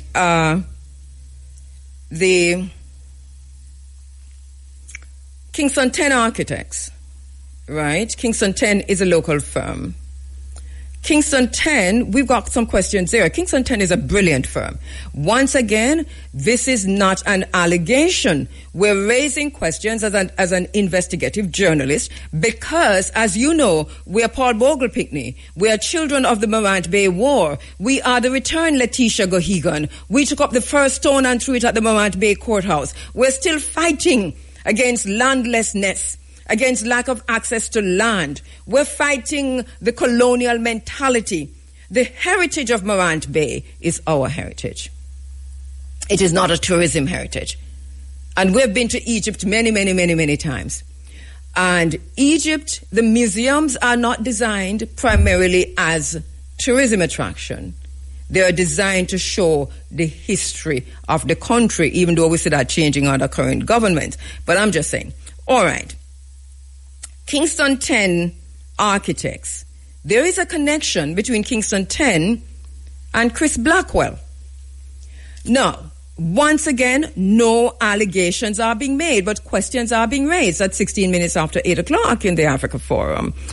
And this connection is very well established because Kingston 10 Architects was founded by Ann Hodges, who is a brilliant architect, Peter Francis O'Neill Johnson, and Kingston 10 states that its practice includes heritage conservation, planning, and historic building work. So we're doing very well there. Its director, Ann Hodges, has particular experience with historic buildings and traditional construction technologies. So we're doing pretty well there. Thing is that there's a connection to Chris Blackwell. Thing is that Kingston 10 did not win the bid as contractors. Kingston 10 is a local architect. But this is directly relevant to Morant Bay and the Morant Bay Museum. Because Kingston 10 and Hodges herself has a documented professional connection to Golden Eye. Golden Eye is, as you know, the resort associated with Chris Blackwell and Island Outpost. So Golden Eye itself identifies Ann Hodges as the architect who designed its villas. And independent project record is even more explicit if you check. So Chris Blackwell, Island Outpost, Golden Eye, Ann Hodges, Kingston 10 Architects. That professional relationship is documented. So the Blackwell connection is not merely historical. Why are we talking about this? We're talking about this only because we're concerned about what is being done in our name. So we're asking questions. We're not making any allegations. I'm not going to spend much more time on that. As we said before, we're developing a dossier. But there is a lot. When you check what the two connections look like together. So now we have DTJ Design, DTJ connected to Sandals Resorts. Then we have Kingston 10 and Hodges, Golden Eye, Island Outpost, Chris Blackwell. And now we have, in this moment, DTJ, Kingston 10, Morant Bay Museum, Paul Bogle. So that creates a documentable professional network connecting the winning team design, the design team, to major players in Jamaica's tourism industry and luxury resort hospitality sector. Remember, we are talking about Paul Bogle and the Morant Bay Museum. Once again, no allegations. I'm saying, is Jamaica looking to turn the Morant Bay Museum into a tourism attraction and part of the luxury resort concept? And even though we're not saying that there are any improper influence, we're just asking questions because we do not know. Do you understand what I'm saying, Peter? The questions, am I out of my way to be asking these questions? Because I just want to know. It is absolutely a legitimate subject for due diligence, and this is why we're paying attention. We are bounded by journalistic principles to ask questions and to expect answers at the very least. So, there might be nothing to it. Because, Kingston 10 is in there. Morant Bay involves historic structures, adaptive reuse, local materials, conservation, community participation, Jamaica's architectural context. And Kingston 10 explicitly describes its practice as grounded in Caribbean vernacular, climate, craft, and place, and says it contributes to heritage conservation policy and planning. Right? But the question, we know, for example, that there's an architect here on the island, and I don't know if he submitted anything, who, our brother Kamau Kamboi, who took part in the Africa Town, the design for Africa Town, where the Clotilda, that slaver, went down. And there are many others, I'm sure, on the island who are Pan-African, African-centered, cultural, and have done a lot of work in this space of designing and creating museums worldwide, who are Jamaican, not an American firm, not connected to Chris Blackwell, who I don't know if they submitted anything because there was public tender, but I'm just saying I have questions, right? So the real unanswered question: what did the evaluation committee actually score?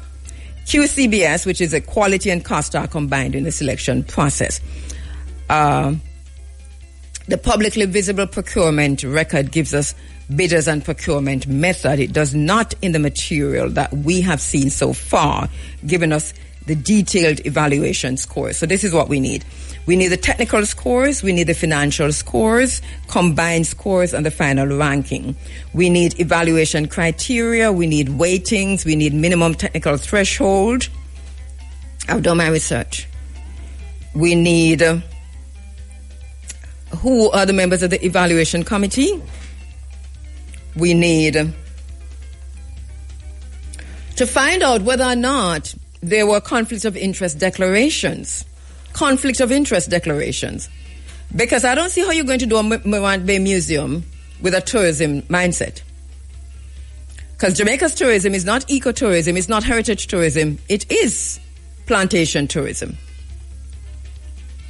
By the way, there was nobody named Annie Palmer. Annie Palmer is a myth.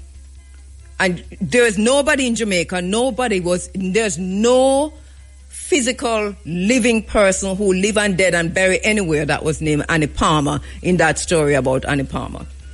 And I say that to say, this is how visitor tourism work. Paul Bogle was real. Paul Bogle is not Annie Palmer. Paul Bogle was real. So without these documents that I mentioned, we cannot determine why DTJ won the bid. So the most important document is that we need DTJ's proposal. We need to know what DTJ actually presented to Chase Fund in 2025, July.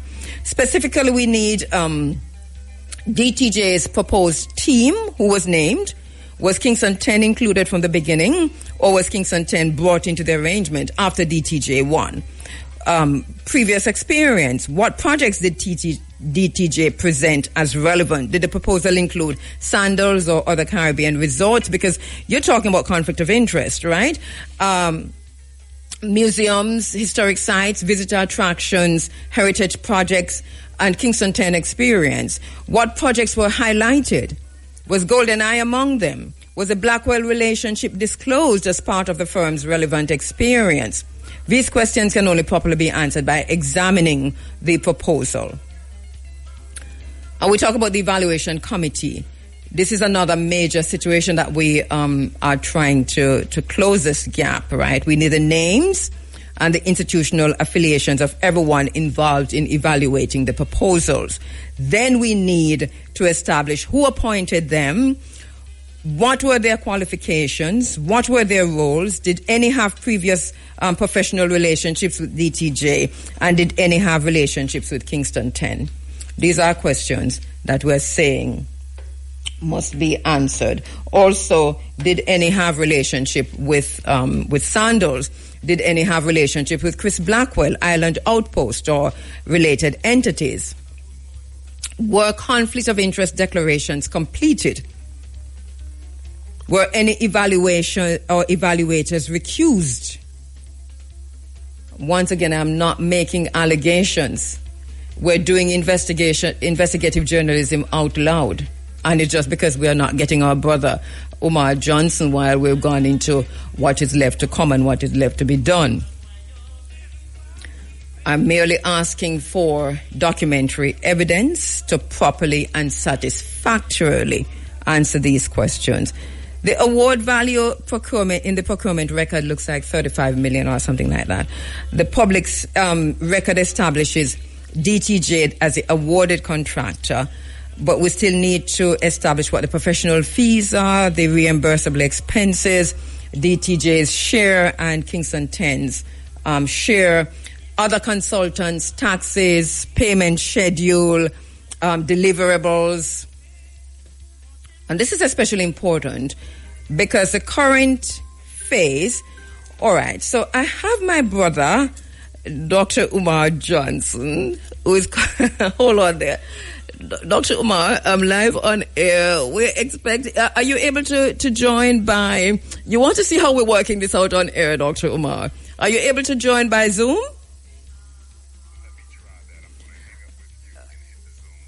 Okay, hit the Zoom link. We'll put you. We have something coming up right away, but we'll just have you stay on for a while. So hit the Zoom link and let's see what's happened.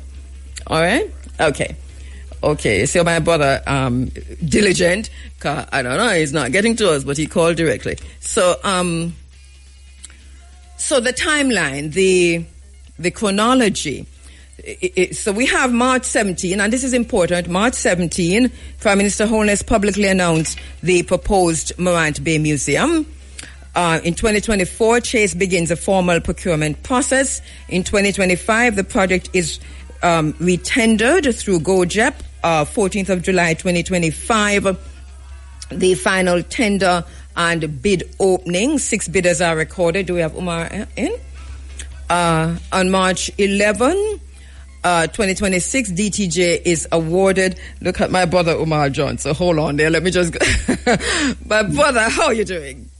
Peace and love, Queen Mother. How are you? It is great to see you. Likewise. Looking forward to coming back to Jamaica. I haven't been to Kingston since 2023, and I haven't spoken in Jamaica on the Honorable Marcus Garvey's birthday since IRIE FM celebration in 2016. 10 years. Wow. And this year, you're going to be in Kingston at iNation Lounge.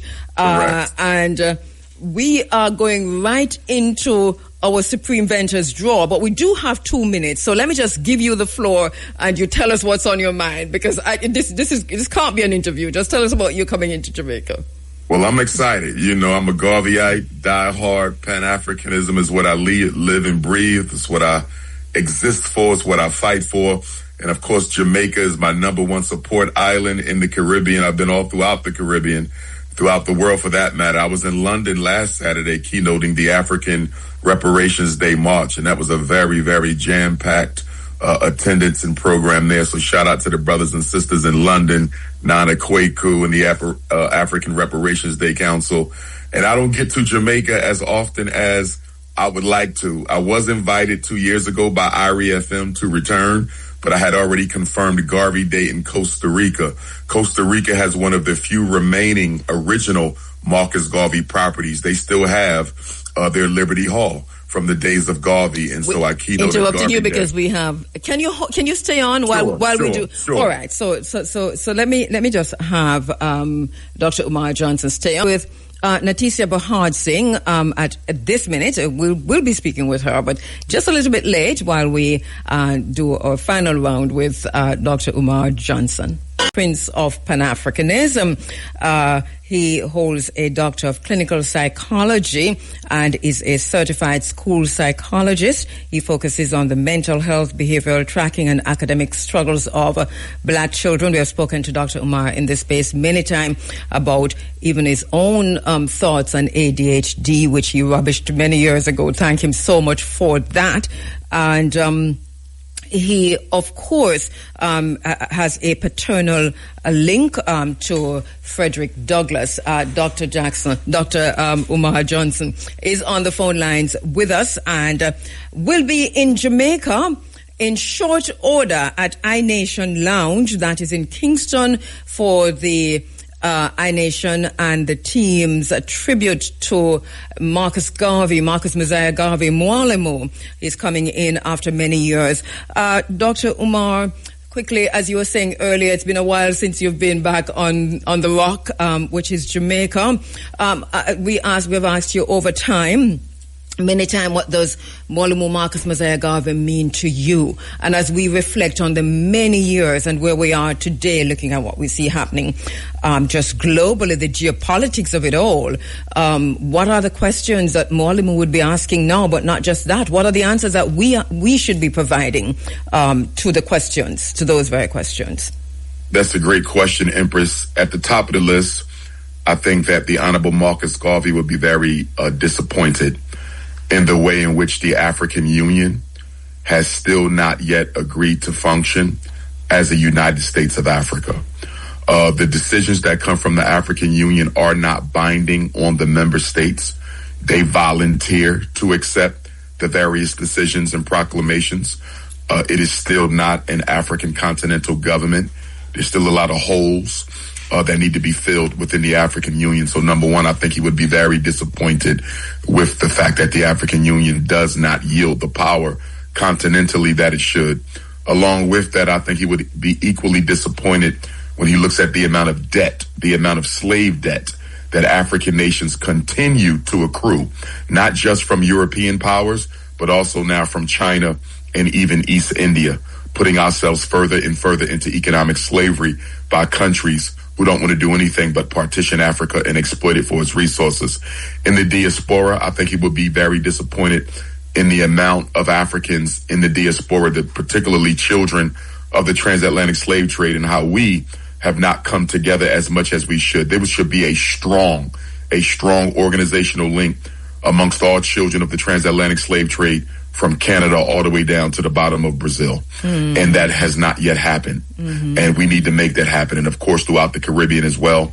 I think that he would be very disappointed in the amount of snow bunny hopping going on, the amount of black men who are mating and dating and procreating outside of the race.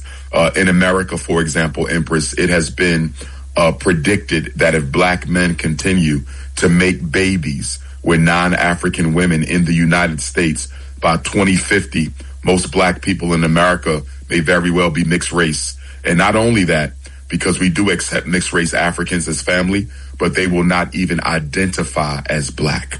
So we are literally committing genocide against ourselves with the interracial dating. And he would be very disappointed in that. As you know, in Garvey's time, you cannot join the UNIA ACL if you were dating outside of the race. And I just think the lack of economic solidarity, the lack of economic unity, the fact that we don't have a single black Wall Street in the Western world, I think that the Honorable Marcus Garvey will be quite disappointed. The spirit of self-determination, the spirit of self-reliance is not what it should be, not 100 years after Garvey. Absolutely unacceptable. And the last point that I would make is that Africa has not done enough to utilize the resources of the diaspora for its own development. For example, Black America itself is a $2.7 trillion economy. You add Black Canada to that. You add Central America, South America. I was just in Brazil last year. You add Australia to that.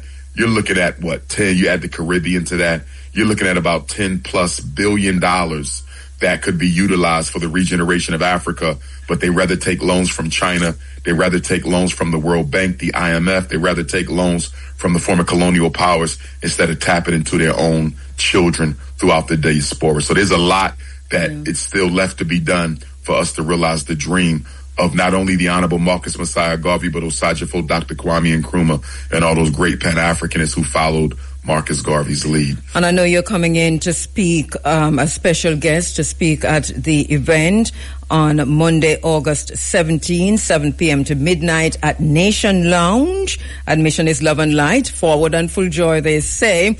Where there will be also a segment that's honoring Garveyites. I'm pleased to say that I'm in that segment. Thank you so much, iNation, and the team, Muta Baruka, Ras Miguel Lorne, myself, Bonga Jerry Small, and Dr. Heru Aishaka Musa, an eminent team, and yourself, of course. I'm really pleased to be in that group.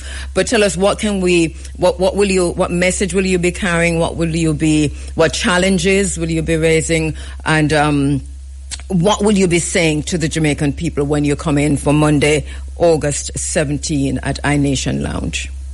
Well, without question, we have to remember the works. We have to remember the legacy. We have to remember the life of the greatest Pan-Africanist of all time. in my opinion.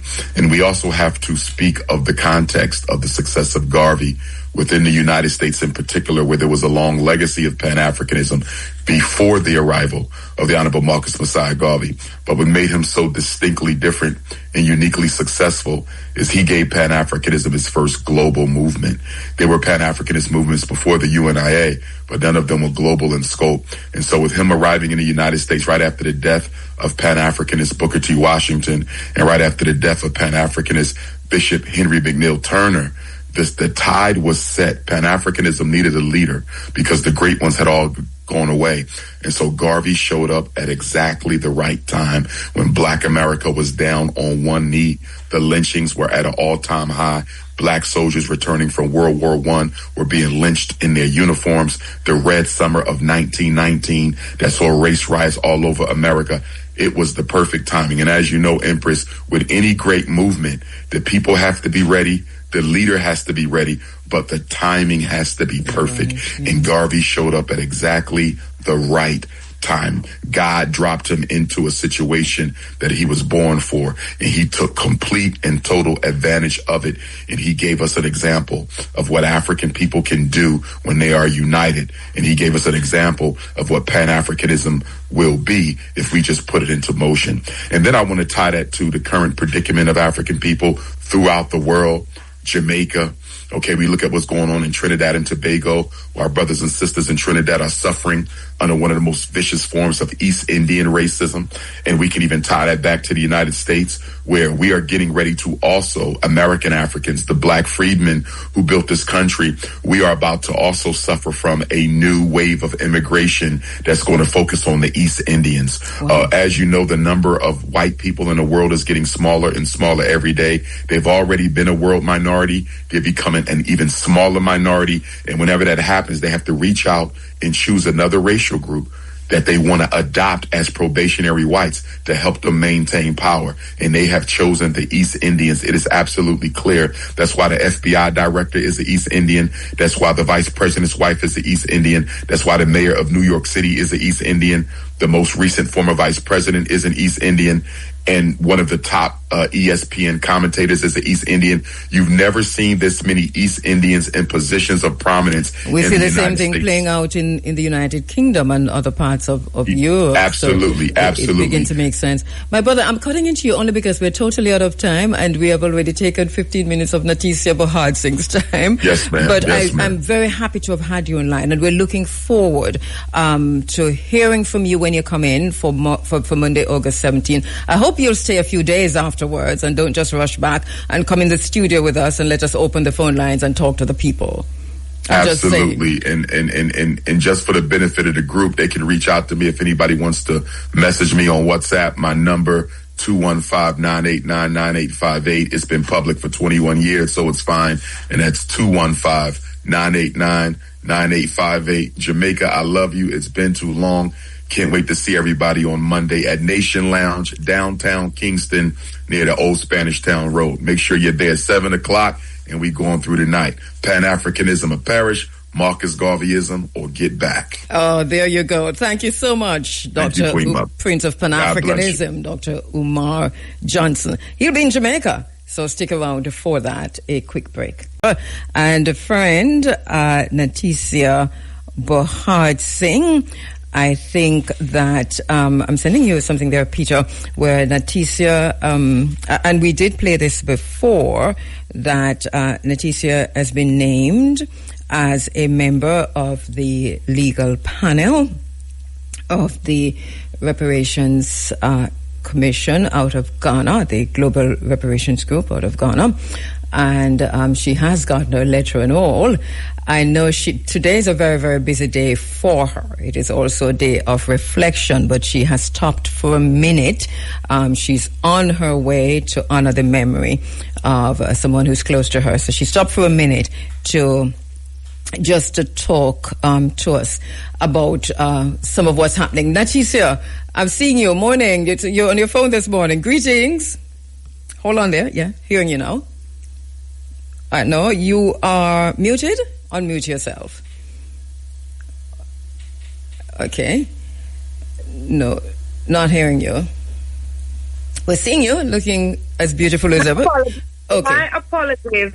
I am using my phone, so it's I see that. But you're looking good. You're looking beautiful. So don't move. Keep that pose, because I know you. I'm good now? Yes, you're very good. Don't go anywhere. Great. See there? Right. Take me and good now, I know you very well, so don't try and find a better angle. That angle is good enough. All right. So, congratulations. I think we spoke about this before. You've been named as a member of the Global Legal Panel for Reparatory Justice. Quick, tell us about that. I mean, how did that come about? You mean how I was named? How did that? What do you know about how that came about? Well, I heard my name announced in Ghana on the 18th of June this year.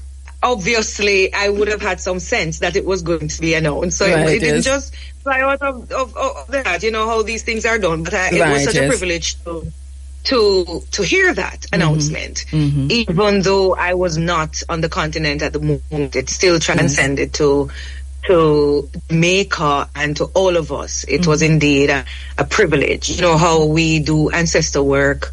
I in particular feel like when these things happen, it has to be for me divine order for it to make sense. Yes, the hype around it, of course, your family, your friends are gonna feel a sense of pride because they also would know how hard it is to get some of these things done, the quiet and even in the public, but just to have that on the continent, given what the continent means to me in particular and to all of us, it was truly a privilege.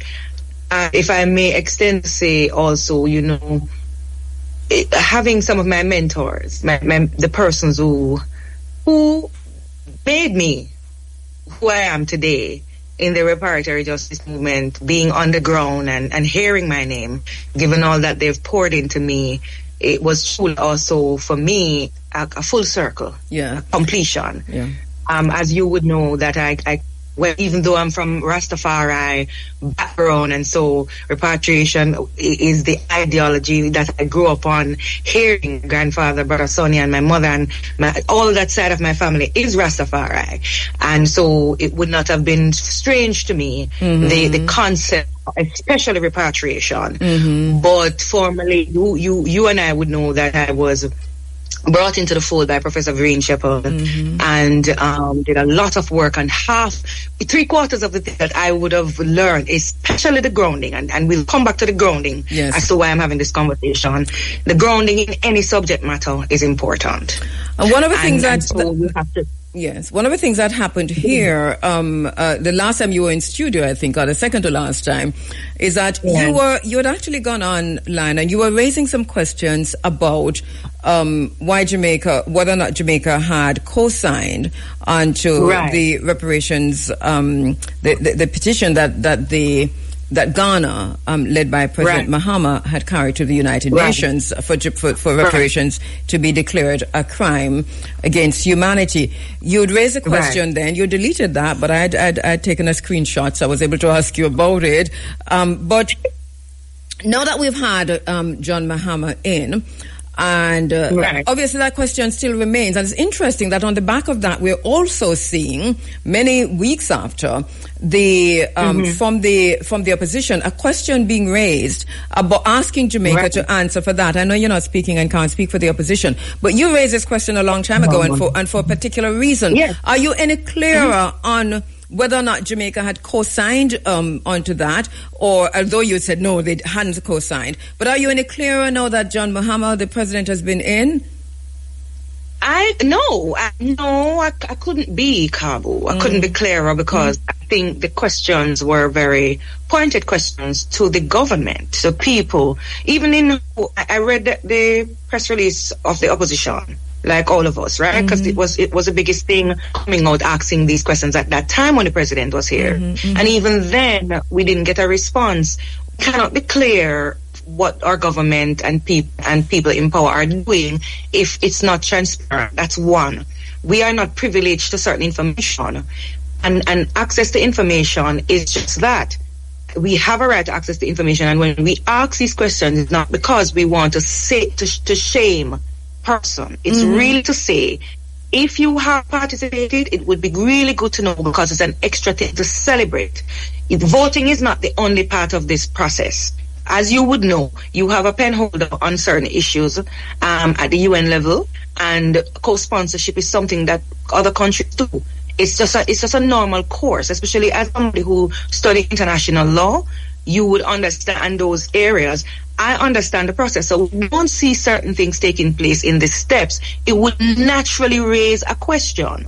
I am thinking that other persons, it will naturally raise a question for them too. It might not have been that it would have been raised in the time when you and I discussed it, given that I would be on a day-to-day basis with these issues. But I recognize that as a president, and all these things start to take shape, especially because the Prime Minister got his letter to be on the global reparation or so, right? So if these things start to take shape and form, and you have the Prime Minister of our country being co-opted on the global level on this, persons are gonna wanna probably revisit conversations they might heard, or persons might really raise issues based on the knowledge that they have. These are public things. The resolution, if you look at it, not the clear resolution document, no. You will see in the first part of the resolution that they refer to the document that we previously looked at. And if you click on that, you will see the countries. What I'm trying to say is this. Accountability asking for accountability should not always be presented as an attack. Right. It's a dangerous place for us to go in any democracy.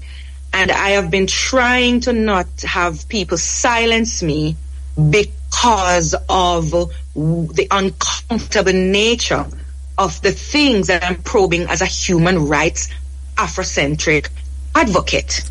I know. I can identify with the point. I was asking Bert Samuels this morning to look into a comment that was made at the press conference by the Prime Minister. JIS has reported on that. I think we can put back the JIS story on screen, where he is saying we should move beyond money when we're talking about reparations, but we have come towards money.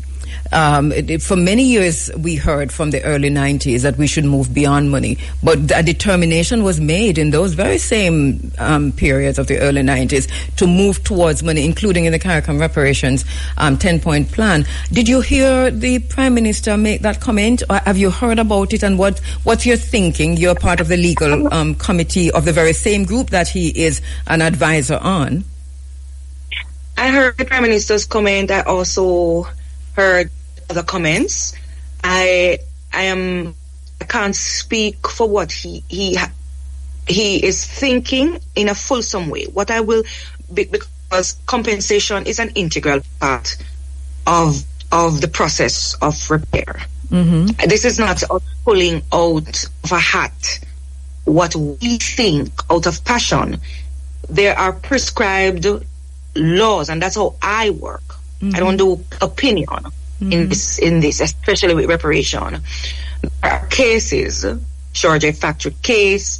You have all the different ways in which you can look for remedy. Mm-hmm. We were very clear from the grounding, and that's why I brought up, Prof, when I set the tone to say that the ways in which I learn reparation is from a very grounded way. I was very clear what these remedies were. I got to familiarize myself with the damages that we're seeking. Mm-hmm. And that's the point. A whole National Council on reparation in Jamaica. I am thinking that the mandate that they were given in that bipartisan affair of creating them, they would be very clear also on the remedies and would be able to be the main source of advice to the Prime Minister.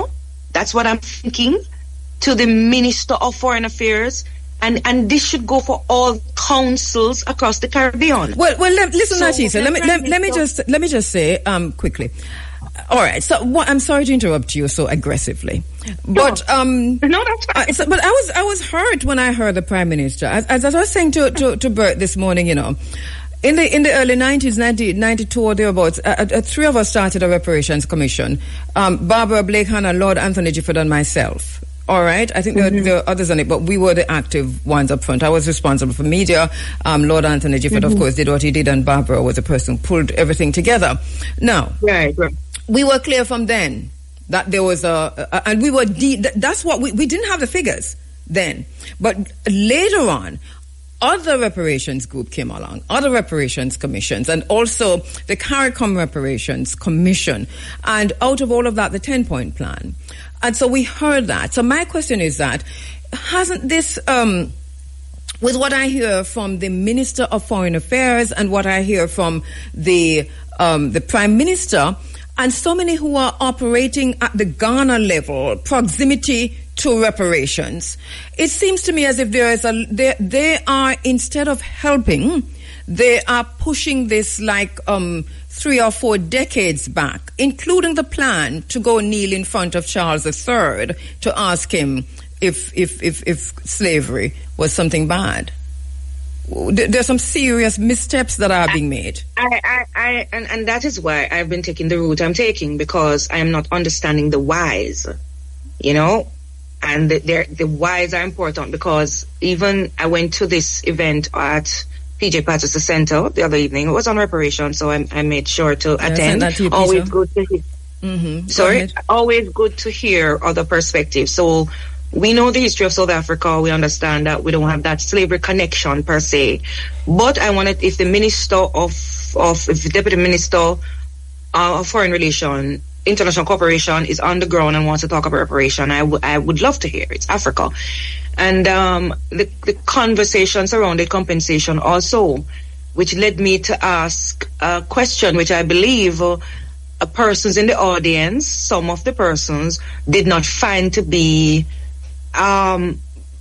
relevant. I think we have I think we have a video of that, because it's all around, that video of you standing up and asking the question. What question were you posing? I was just, because the Deputy Minister, and he did a very good presentation, but in the presentation he was differentiating between compensation and not having, and I don't want to misquote him, but I think the very essence of what I got was the focus shouldn't really be on this money thing. It should really be, because we don't want persons to think that we're just trying to put money in our pockets. It was kind of that whole conversation. As I said, its conversation had a lot more meat, a lot more flesh to it, right? Yes. So it's not just centered around it. But I think I got a little bit unclear, because remember, if I'm on a global panel to look at the legal aspects, it's something I'm going to take seriously, to then go to the table to underscore with my brothers and sisters on that same thing, what we're looking at in unison. So when I was listening in, I had to clarify with him, if the continent, in pursuit of reparation for the harm done to them, also, because that's where we're at now. We're seeking reparations on the continent level. And he explored that, and we're also seeking reparation for the descendants. And so that was not explored in the way as the continent. So I was trying to be clear whether there was a meeting of the minds around what this damage is, as we call in law, the damages, the what we get, and if it will stick closely to a CARICOM 10-point plan, given that there exists a 10-point plan, and if there are any divergent views and stuff. It was really about trying to understand the nature of it, and where, even as an individual who has my own interests, because being a part of a panel is not the sum total of who I am. I still need to know that the work that we are doing on the ground on these islands are still honored and respected for the time that was put in to make it what it is. Yeah, today. I agree with you. There's just so much to parse, because it seems to me as if there's an intervention and injection. There's a medical procedure where you put dye into ink or something, ink or dye into something, and you see once the dye goes in, it can corrupt the entire thing, or the dye shows you if there's a disease there or if there's no disease there, or show you if everything clear. And it seems to me as if somebody's injecting miasma. This is not dye, no. Right. This is like miasma. What miasma mean again? But other word that come to me. Right, so somebody please look up the word miasma and tell me what it means. But somebody is injecting miasma into the reparations process. It has been hijacked. It's being sabotaged, and they're taking a wrecking ball to this. And Jamaica is at the forefront of that miasmic process of taking a wrecking ball to everything that we've accomplished already in the fight for reparations. I know you can't stay much longer, and you do have to go, but I give you a final say on that. And I just want us to stay focused, Kabu, on the gains that we have made. We have a culture in general to chip away at what we have gained in order to create something that we already have. Yes, I am saying that we've come a long way.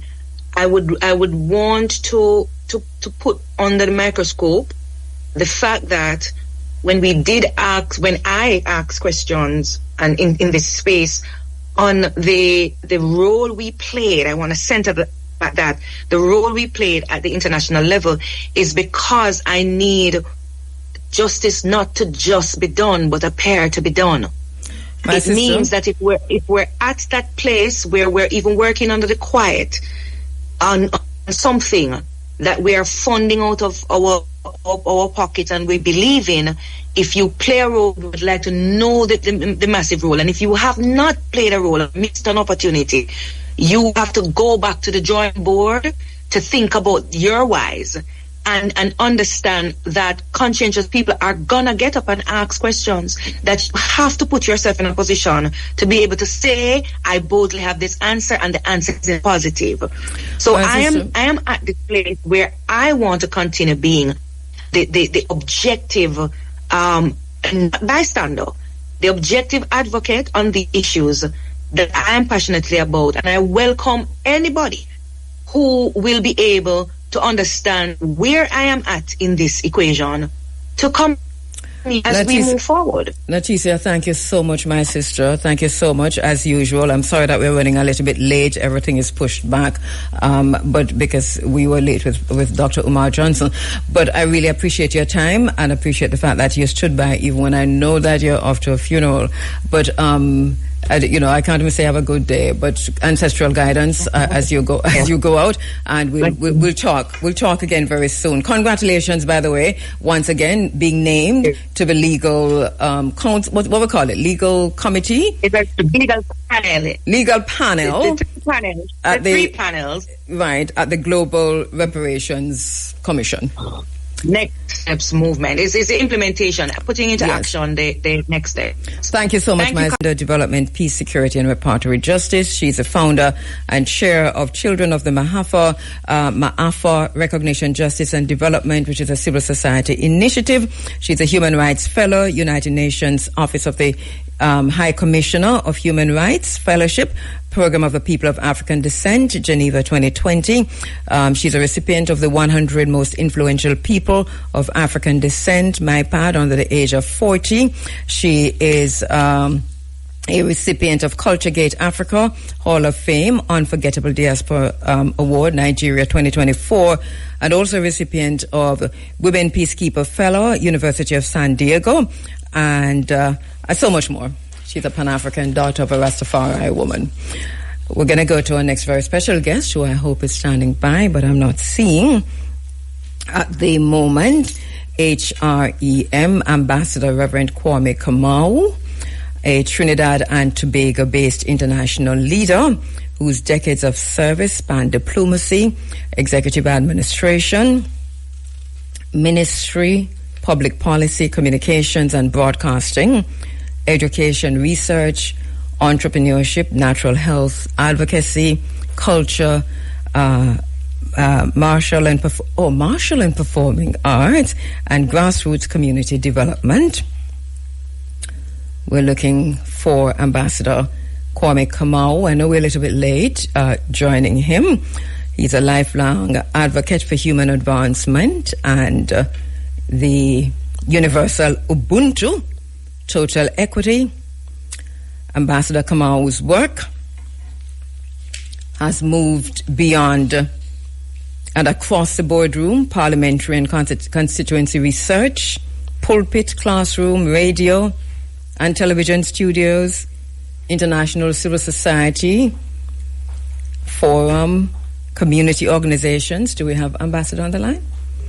Oh, but I'm not seeing him. Okay. Ambassador Kwame Kamau, are you hearing me? Indeed, I am. Greetings. Can you hear me? I'm hearing you loud and clear. I didn't know you were there, so my apologies. Yes, I've been here for a while, looking at the wonderful African visage as you engage the work that you're doing in the studio on behalf. Thank you so much. Thank you so much. Rising to you and the people of your very august listenership. All right. Thank you so much, Ambassador. The foundation of the kingdoms of Ubuntu. This is what we're going to be talking about this morning. Not a lot is known in Jamaica about the foundations of the kingdoms of Ubuntu, but a lot is known just the same. So for those who are going to be learning this morning, we're going to go gentle with you, and hopefully we'll have the ambassador come back other times to continue the conversation. So let us start right there, Ambassador Kwame Kamau. What is the foundation of the kingdoms of Ubuntu? Again, greetings to you, and thank you so much for having us, the United Kingdoms of Ubuntu, here by way of IRE FM. I bow before the divine in you and the divine in all of your listenership. The United Kingdoms of Ubuntu is a civil society and royal society movement. It is an association of sovereign peoples within the continent of Africa, as well as within the African diaspora, what is referred to as the Sixth Region. I am the Crown Prince of Baba Awanga, King Amenhotep the Fifth, as well as the Crown Prince of the Venerar and Mère de Medi, both of the Congo. I'm also the son of Kirinyaga. For those who are in East Africa, you would know that that is your Mount Kenya. With regards to this very important movement, it really is Eden. In the Western context, Ubuntu, which is by way of the South African term Umuntu Gumuntu Gabantu. It is I am because we are. It is I recognize your humanity and therefore my humanity is recognized. It is I am crying when you cry. It is I am happy when you are happy. And this is the spiritual foundation that underpins everything that we call religion, everything that we call polity or politics, everything that we call economics. This is the underpinning. This is the gagot. This is the universal set, Ubuntu. And so we will not have anything but a species with amnesia if we do not understand what Ubuntu is and wake up to our higher calling. What is our higher calling? Our higher calling is the call to love. It is the ahava. It is the ma'at. And this does require of us very specific things. It's not just a sentiment. It is love in action. And this love in action has 12 keystones, which I'm sure we will not be able to exhaust today.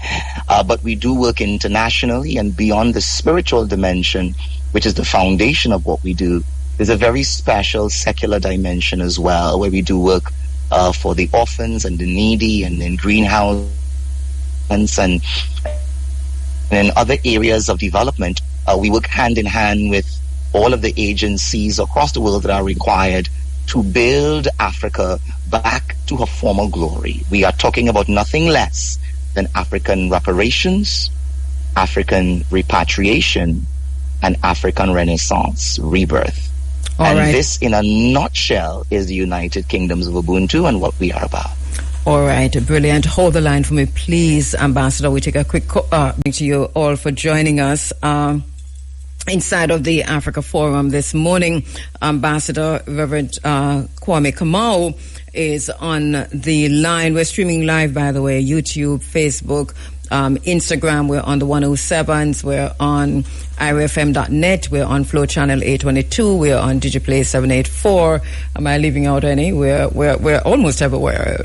And plus we are on radio. All right.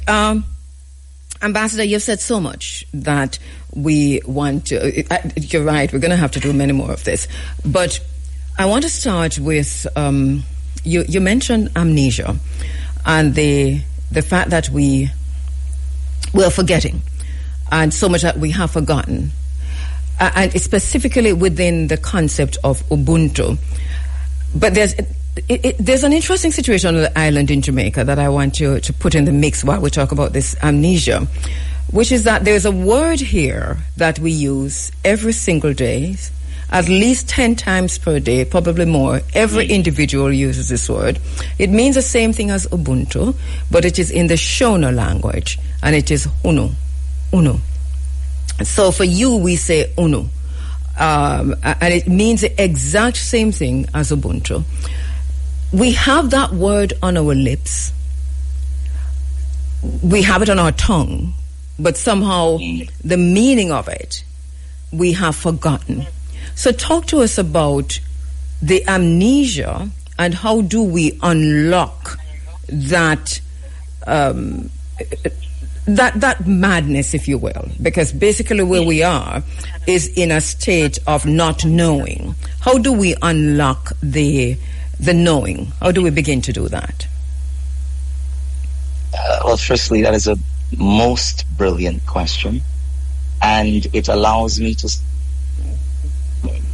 Now, if you happen to see a car whiz by, well, not see or hear one. I'm enjoying the airy island breeze of Trinidad. I'm perched on my porch. And so you may hear certain things whiz by and pass by, but that's just part of the laid-back island life.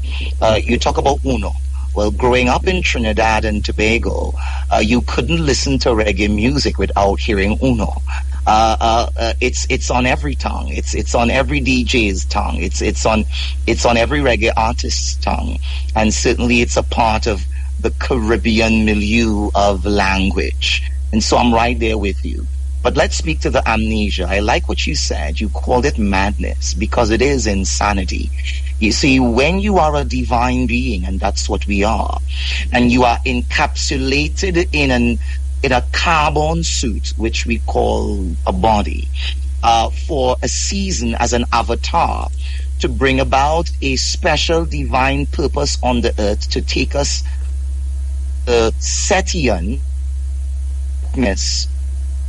Tory aspect that we have fallen into the re-emergence of the piety, the oneness, the collectivism that we were from the very beginning.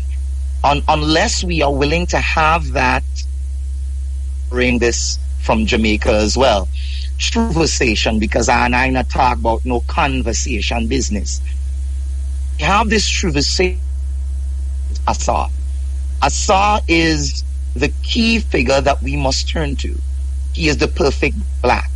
He is the one that represents truth and justice, righteousness, reciprocity, balance, and order. He is the divine masculine, as it were, manifestation of Ma'at. And his brother in Sut, him Set, was not always an evil character. He was not always operating in his insane mind, in his chaotic mind. As a matter of fact, he was a defender of Ra. But because of predation, what is predation? The satiation of appetite without regard to the effect of others, on others, to the collective. Sutek murdered his brother and dismembered him into 14 parts. In other traditions, they say 42 parts, like the 42 laws of Ma'at. And he had buried him, not having just murdered, not having just dismembered, but scattered and buried. Well, that's a mythology with a truth hidden in its kernel. What is it saying to us? It's saying in these end days and in these latter times, we are going to have to rebuild the body of Asa. But that does require some practical steps. I call them the 4 S's. Number 1, you have to diligently search, seek out the truth. Mm-hmm. All scripture, including the Bible, says those who diligently seek me shall find me. So we have to go on a search. Just as Osset and Nebuchadnezzar, his 2 wives, went on a search for his body, we have to go on a search for truth. I nod to you because you are a griot. You are a truth teller. You are a truth speaker. So you are a part of that process whereby truth is now being rediscovered. In the end times, knowledge, gnosis, shall increase. And that is literally taking place as we speak live and in living color. So it's a searching for truth. But when they found his parts, they were buried in the mire. They were buried in the mud. And so the second aspect of the universal work that is required to take a species out of amnesia, meditation. Find dirty body parts everywhere you go. The various religions of this world are but only branches of Ubuntu. It was Yeshua, whom the Muslims call Isa. People of this world refer to by various names. That said, love your neighbor as you love yourself is the second great commandment. And that the thing upon which the Torah is established, on this hangs the law and the prophets. It was Hillel that says, Rabbi Hillel in the 1st century, that the sum of the Torah is to love your neighbor as you. The rest is only commentary. Hinduism says this is a duty of all mankind. But loving your neighbor as you love yourself is Ubuntu. All of these religions are but only Ubuntu branches by another name. But they have been buried in mud and mire for so long that in Hinduism we have a caste system that allows Brahmins to hurt and Dalits in India as untouchable, so-called, on a daily basis. It allows Jews, modern day Judaism, 5 Gentiles in the name of ethnic cleansing and progress in Gaza. It allows Buddhists in Myanmar to, as it were, unalive Muslims because they want to create an ethnic hegemony there. That's the madness. We have descended, have created branches, sectarian branches of Ubuntu, but these branches need to be sanitized and they need to be cleansed of all of the apophis, all of the apep, all of the negativity that is found therein. And that's the second job. It's the sanitation. The third job is the suturing. If you have scattered body parts flung hither, thither, and yon, that does not a body make. And even if it's cleansed, you need to suture, you need to stitch, you need to bring them back together again. And that is what we call remembering. We are allowing the members to be made whole again. So we need to remember that in India they called the first time Satya Yuga, but in Kemet they called it Zeptepi.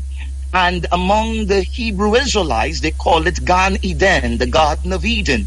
And in ancient Sumer, among the Salmat Kakadi, among the Sagiga, they called it the black-headed one's land of Dilmon, the Dilmon land. But it's the same land.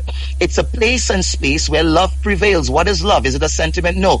It is the intercession or action required to make all things healthy, happy, and whole. So all of the pan-indigenous cultures which the United Kingdoms of Ubuntu represents, we love and embrace our Indian brothers because founded Hindu Kush.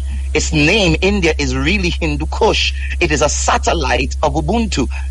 What we call Europa, that's an African name of a woman. That is North Africa. Europe is nothing but North Africa.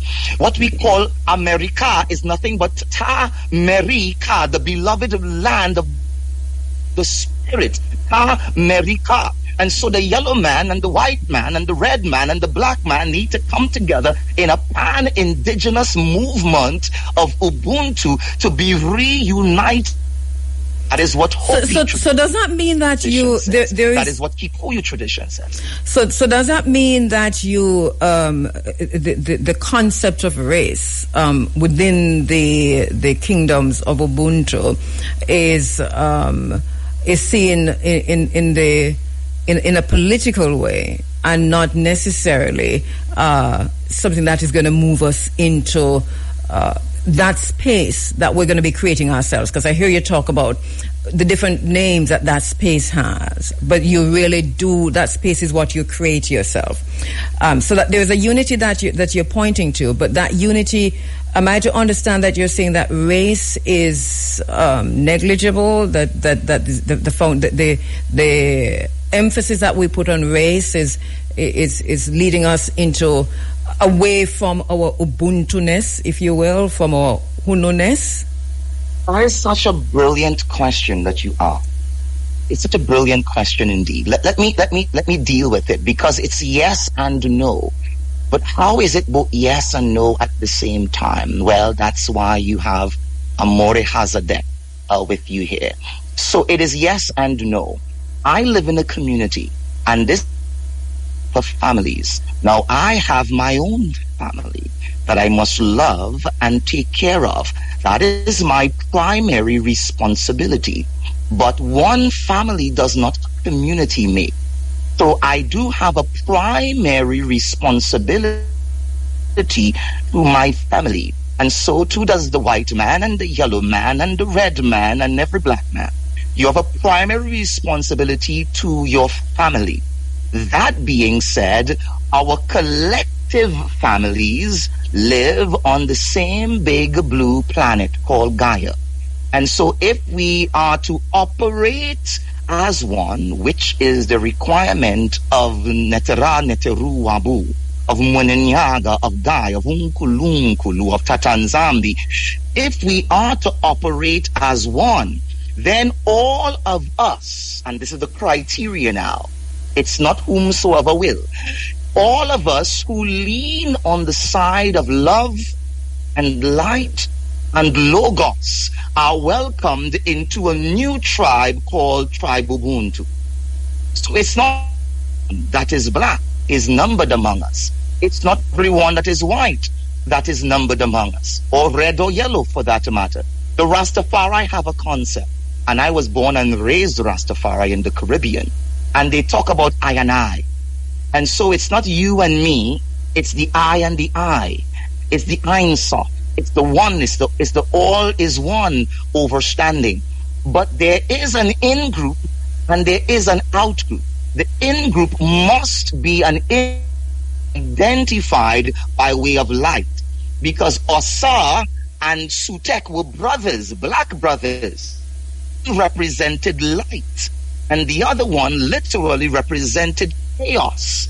And so, are you my brother simply because you are my skin folk and folk, or are we and sisters in humanity if we look at the content of the character beyond the color of the skin? And so it is both. There are some internal reparations making whole again that is required of the black man and the black family. There are some things that we must do for ourselves that no one else can do for us. We participated in the transatlantic slave black people as trappers, as slaveholders, as sellers, as every aspect of slavery we participated. Hold that thought for me, because we're going to come back to it. We don't have time to go through it. You know that you were doing something very provocative when you said that just now. Absolutely. And I will not have hands to answer the listeners who are going to be calling in and writing in about this. But let me take a quick break. Ambassador Kwame Kamau of the Foundation of the Kingdoms of Ubuntu Online, and I did say to him that you're going to be writing to me and you're going to be texting me, because he just made a real provocative statement that, you know, that in this space we have a problem with. Now, and that is about the extent to which Africans participated or not in the enslavement of other Africans. But my brother Ambassador Kwame Kamau, I don't think we have enough time to go back on that. But I'll give you time to qualify that, if you will, or if you don't need to qualify, then yes, go ahead. No, I do. But I'm not going to start with the African family. I'm going to start with the African children. You see, in India today, the Hindu Kushites, they unalive each other. They are in a place of subdivision as we speak. Women are raped and killed with impunity still in India till this day. This is a reality. In Europe right now, it's fighting Ukraine, bloody war, white, and to the death. We look in the Americas, and among the Aboriginal Americans, the foundational black Aboriginal Americans, and then the later Siberians that joined them, there were instances where there were wars among tribes. And yes, persons were taken captive, and some experienced scalping, tribe against tribe. Not unknown. This is in history. In Oceania today, there are persons who are headhunters who still eat human. So mankind to mankind, according to Robert Nesta Marley, is so unjust. You don't know who to trust. And so with regards to that, is it inconceivable in a world where has been all teas meted out man to man, woman to woman, tribe to tribe, that in the foundational continent of Africa, the opening, that there would have been instances where there was, as it were, the practice of not just indentureship, not just the servant, but chat in. We're losing you a bit. Hold on. We're losing you a bit. So we're hearing you, but they're static. Yes. So I'm not quite sure because you're moving a bit. No, that's clear. So if it is actually when you move that we lose bits of what you say. Yes. Can you hear me better now? Totally. Yes. Wonderful. So I've placed my speaker right in front of me. Brilliant. So I'm saying, is it inconceivable then, when we have placed on the wall reliefs of ancient Kemet, because I speak with receipts, when we talk about in ancient Kemet our Nubian conquests, when we talk about in ancient Kemet our Asiatic conquests, when we talk about in Kemet our other conquests which we did at that time, is it inconceivable that the tribes who descend from ancient Kemet, like the Akan, and like that of the Benin, and like that of the Hausa, all of them are from ancient Kemet, and we have the receipts. Is it inconceivable then that that which we did and placed on wall reliefs in Kemet, still visible and viewable for all to study, that we continued some of those, and to my point, Setian practices, those practices of Sutek? Is it inconceivable that we carried some of that in the interior? I have some ancestors, and my wife has some ancestors, who made it to the transatlantic slave trade as a grace, because they would have almost been eaten. They were not only enslaved, but they were earmarked for sacrifice and eating. But there was a woman that took fancy to this great-great-grandfather and fed him charcoal, so that would make his stool dark in color, and it would make him appear that he has some kind of dis-ease. That was a signal to them, we won't eat you. Instead, we are going to sell you for a profit. And that is how my wife is with us today. There was one meal away from me not having a great royal wife. And is so there, I am is saying there a need, that... What? Is there a need to understand that within human relations and relationships, yes, because it's a conversation that we must have. I've said it many times in this space. But is there a need to also understand that within every human relationship that there are traitors and that there are betrayers, and that yes, the traitors and betrayers will, by their very nature, participate in whatever actions or events that will necessarily be against a group. So is there a need to underscore that even when we talk about something that is so sensitive? I do feel that we have to have that conversation, but also to put things in their proper perspective. Absolutely, and that's why I started with the children of Africa, because I don't want it to be seen, and I set it up so you can hit the home run. I don't want it to be seen as an African exclusive phenomenon. It is a human phenomena whereby we sometimes operate against our in-group interests. And that I'm sorry to interrupt you. It happens with other families as well. Because we look at the Clotilda, for example, and when that bet was made in the United States, long after slavery was abolished, that you could go into Africa, into Benin, and you could still purchase enslaved Africans, and you could take them here, and you could enslave them.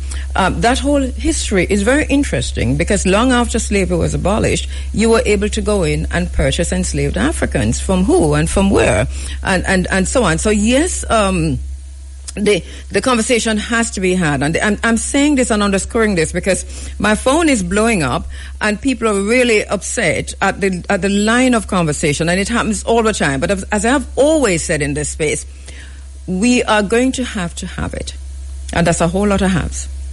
But we must have it, the conversation, and to put things in there. Chinua Achebe said, here in Jamaica a few years ago, well, before he died, in 2007, he said, if there were no ships in the harbor, if there were no ships on the coast, would we be where we are now in terms of what happened? And so we begin there, and for us, I suppose it is when and where we enter in having these conversations.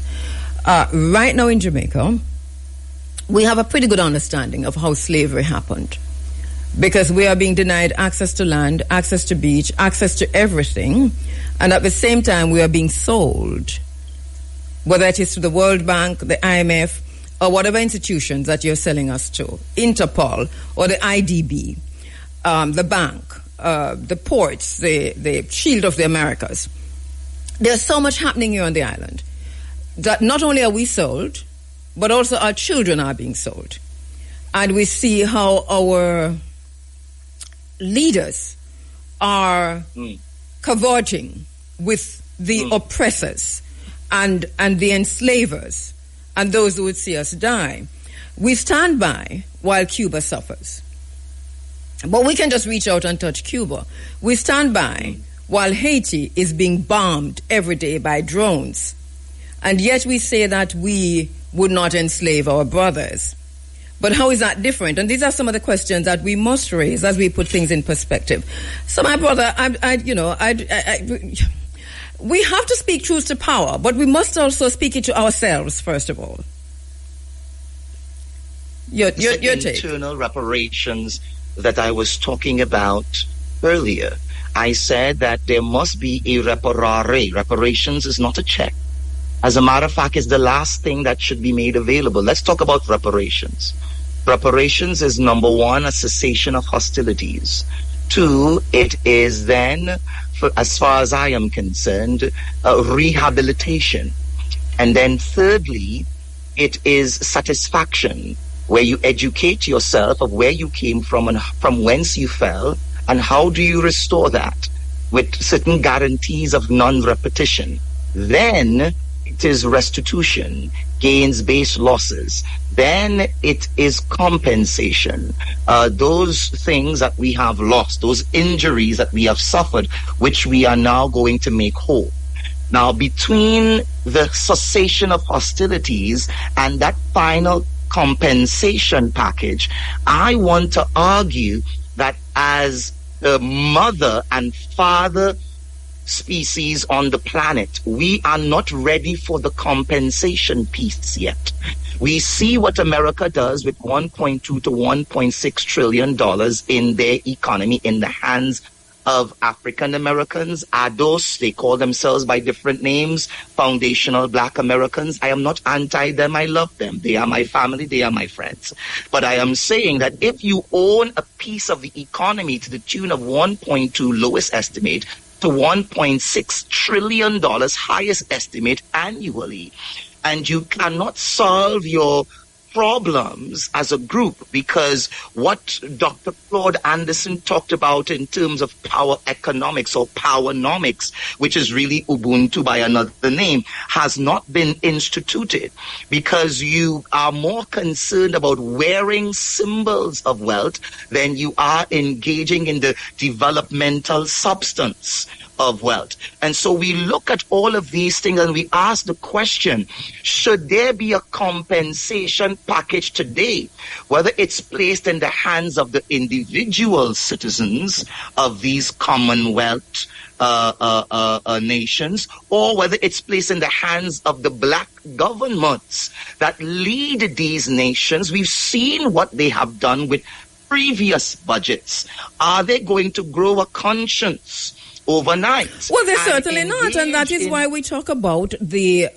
This is why we talk about the reparations movement being hijacked and sabotaged, and the intervention. But there's certainly so many of us, the Kingdom of Ubuntu, the Africa Forum. There are many of us who could manage this in the manner of Ubuntu and Ma'at and the ancient ways of doing and knowing African knowledge systems. Absolutely. My brother, absolutely, but yeah, go ahead. And if we are honest, and I want to land here, yes, so that you can then segue. There are individuals among us who can do the managing, but there is something called critical mass. I don't represent the masses. You and your consciousness, as much as I would love for it to be the case, do not represent the masses. And but I you would said hate critical that mass. one day they can say, you know what, paid in full. But you said critical mass. Critical mass. So there's a certain amount of us. There's a certain amount of us that need to come to this Ubuntu consciousness in order for us to make full and best use of resources. And so as of this time, we are not there yet. And that's why we have the Truthization. That's why I'm here. That's why you're here. That's why we are talking about. We're not saying it will never happen, but we are saying it's a process, and it requires a truthization that sometimes may enter into areas that we may not necessarily want to enter to. Uncomfortable. But we need to enter. So what about? So we have just about 10 minutes, or probably less than 10 minutes, probably 7 minutes. The Ubuntu consciousness, and I'll invite you to come back. But the Ubuntu consciousness, what does that look like? What is that? Well, I was talking about, again, Umuntu Gumuntu Gabantu. And by the way, I just want to say condolences to King Lesitsa III Maloi. He is the emperor, his Imperial and Royal Majesty of the Bakolohoe nation. I bow before his throne. Even in his absentia of the Avatar, he is being interned on today. And so I pay homage to him. He was a good friend and colleague, and I respect the great king. With regards to the Ubuntu concept and process and consciousness, again, we talked about the searching for the knowledge. We talked about the sanitation, because there are many myths that have become truths and facts for us, and we need to sort out the truths from the lies and the lies from the truths and so on. Again, we need to come together, but not all kinfolk are skinfolk and skinfolk are kinfolk. It has to be a federation of love and light and logos. And then beyond that, we must invite the spirit of Ma'at to return. Without one kingdom and one spirituality, religion as we know it, religion comes from the word religion, to bind again, to fasten. And so many of us are fastened and bound to branches of Ubuntu. But there is some mildew, there is some mold, and there are some dry leaves, and there are some withered branches that need to be sanitized and healed and balms applied and so on, so it can bear fruit once again. But without the spirit of Ma'at guiding the process, where we recognize that a Muslim is no different from a Christian, is no different from a Hindu, is no different from a Buddhist. They are but branches of Ubuntu. But we do not judge the root by the branch or from the branch. We judge the branch from the root. And so there must be a central consciousness. There must be, I said many moons ago when I was the PRO for the PTA, the Good Shepherd community, I said to them, we only heal the nations by way of restoring our collective roots. And Ubuntu is that collective root. It is not just a slogan, it is kingdom model. And it is complete. It is a spirituality. It is simultaneously a governance model. It is simultaneously an economic model, an environmental model, a culture model, a media model. It is certainly a community and social development model. It is a model for security and peacekeeping. It has 12 keystones within this larger construct that we call Ubuntu. It's not just nebulous coming together. It's a very specific come together from a very specific vantage point that says we are doing the greatest good for the greatest number and the least harm. And the white brother operating in Ubuntu with his technologies are welcome. The yellow man bringing his memory of ancient China, which we founded, is welcome. The red man bringing his knowledge systems are welcome. Absolutely, the African man and woman bringing, as it were, their soul, their consciousness, their knowledge systems, and remembering themselves and restoring the body of Asa. It's absolutely welcome. So it's a pan-indigenous movement, and we need to do it together.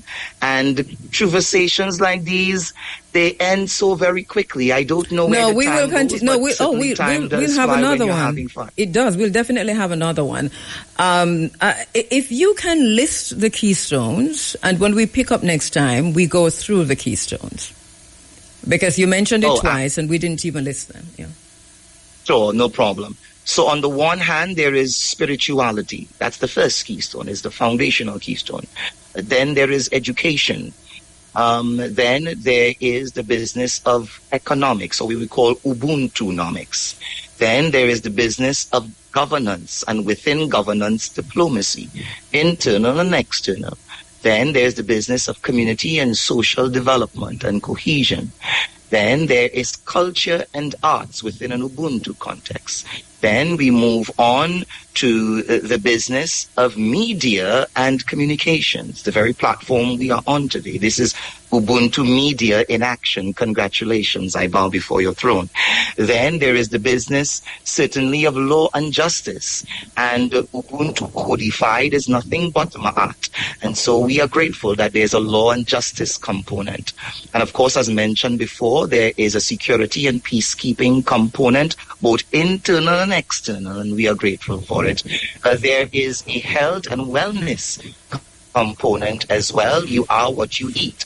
And therefore the Dr. Sabis of the African world and the international world need to be celebrated and protected so that they are not so easily unalived the next time when they put their faces out and their reputations out on our behalf. We need to do a better job in terms of protecting these ones. Let your food be your medicine and your medicine be your food. Of course. And with regards to the process, I think I may have covered the vast majority of them there. If I have not gotten to the 12, because I'm doing little ad-libs in between, we certainly will walk you through each one, and we will show you in real time, in very practical ways, what steps are required to not only restore kingdom, and spirituality, but all of these sectors which must be inclusive in the work of restoring the body of Asa. And these are my final words to you with a great gratitude and thanksgiving. Again, I bow before your throne. I wish I could do more and say more, but time is not on our side. We will make the time. It's a great pleasure having you on. It is an honor having you on this morning. And we said it was an introductory talk, so our listeners are aware of that. But we'll definitely have you back, because you're touching on what do we do from here? Where do we go from here? Chaos or community? And you are touching on that. You're pointing us to the ancient African knowledge systems embedded within Ubuntu and so many other of the concepts that all fall back into Ubuntu. Well, we've got it. Uno. Our ancestors left the word with us because they knew how important it was. It's for us to go search, find. Thank you so much, my brother. Oh, the pleasure is absolutely mine. Thank you to you and to all of your platform. And to those who, were bruised a little bit, I am sorry. I do apologize. Oh, no need for apologies. It is a true conversation. It is a true conversation that we have to have. My intention is not to bruise. Oh, no. My intention is to heal. But sometimes we need to move the things away. We have to cauterize a wound. We have to cauterize a wound to heal the wound. Where do we find you? We find me by way of Facebook. We find me by way of Instagram. You find me by way of YouTube. But for the most part, our work is more insular. It's more underground. Okay. One of the challenges we've had in the past is that we've spoken a little too much about exactly what we are doing. So I speak in broad terms in public, but there are certain things that are required for very private halls.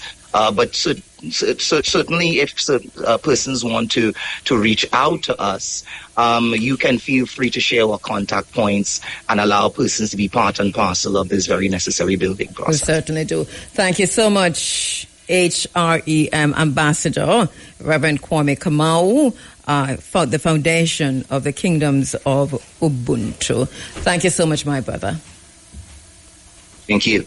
It's good having our brother Kwame Kamau on with us. Let me just, as we welcome Mr. Bigay in the house, let me just quickly, I just sent you a notice of a public meeting, Peter, if you could put it up, because it says there will be a public consultation on the Environment Impact Assessment Report of Sandals Resort International for Overwater Suites at Sandals Duns River, Marmy Bay, St. Anne.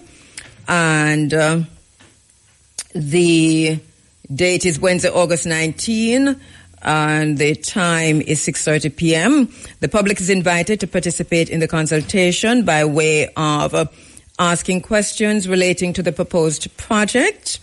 A copy of the Environment Impact Assessment repost may be, consulted at the following locations: St. Anne's Bay Parish Library, Oterias Branch Library, St. Anne Municipal Corporation, NEPA's Regional Office, NEPA's Documentation Center, and the NEPA website. I think that for those who are interested, that we cannot afford to miss this public consultation. That's going to be on Wednesday at the Oterias High School. And it is looking at the Environment Impact Assessment Report of Sandals Resort International for Overwater Suites at Sandals Duns River, Marmy Bay, St. Anne. There's some things I have to tell you quickly in the 3 minutes that we have. Peter, news. Are you putting up the news stories, or do I? Let me go up the page, because there's some stuff that we've missed. We talk about the IDB because the IDB has joined with Interpol. Interpol is something, we only see them things up on TV or read about them things in a book, but Interpol and the IDB have joined together and they're working in Jamaica, in Guyana. There's a pilot project in Belize. Jamaica is totally on board. This is frightening because IDB means International Development Bank. So the banking, when we talk about de-risking, Bigay is an accountant, and probably understand it better than me. Bigay, now your background in accounting? No. Financial controlling, accounting, etc. It's a banker. My background is in marketing. I have had marketing with I've had banking experience. Big banking experience. So you understand this whole thing, Big A. Why would the Interpol is working with the IDB and the Jamaican government in the Caribbean and also in Latin America with Brazil and Guyana and some other countries there. IDB and Interpol join Rapid Response Task Force for Latin American Caribbean security. What's the question I wrote there? Because I have a question there, Peter. Read a question there for me. Let me turn on the microphone. What the question says? Who is something of the sort? Who is building the new security architecture of the Caribbean and Latin America? Who finances it? Who supplies its intelligence and technology? And under what circumstances can the Rapid Response Task Force be activated inside sovereign states? I thought you have the answer. Big A, you have the answer? We don't. Wrong person. Wrong person. Brilliant question. Brilliant question, but wrong person.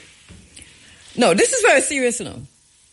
I'm going to tell you how serious this is, because this is connected to quite a few things. It's connected to the shield of the Americas, through which a third-party deportee is coming in. It's connected to the Cusco Agreement that was signed in Peru by Horace Chang and 33 other countries, 33 degrees. It's connected to the Washington, D.C. Security Conference that Marco Rubio held, out of which came the question of Cuba, China. And it's connected to, I'm missing one thing. There's one other security thing that happened. But there's about 4 or 5 security things. It's all connected, and it's playing out now. And by the way, there's a breaking news that they found how much containers of drugs at the Kingston port. Also, it's connected to the company, and I think you have that story, but we're out of time. The company that has been given the right to fix the underwater cables in Jamaica, the American company. You know about that? I've heard of it, yes. Right, so Biggie, that's serious, you know. Because there's an American company that has been given rights to repair the underwater cables that China helped put there. And that, it's fascinating what's on. It's fascinating. All right, color for color, skin for skin. Pathologies of power, 3 eyes for the journey, and the Akan diaspora in the Americas. We're out of time. The Big A is in the house. See Peter putting up the books them there. Big A, Mr. Big A, this is how we say goodbye. FIFA has gone to Colombia. If you notice, Infantino went to Colombia. I'm just keeping you updated so you know what's up, what's breaking. And here we are. 2 minutes after 10. Let me take that. Thank you, Peter. Thank you to all of our guests. Thank you all for listening. This is how we say goodbye for today, and we'll see you next week, inshallah, in the same place, same time. I can take the time signal, Brigade. You want me to take the time signal and play the music?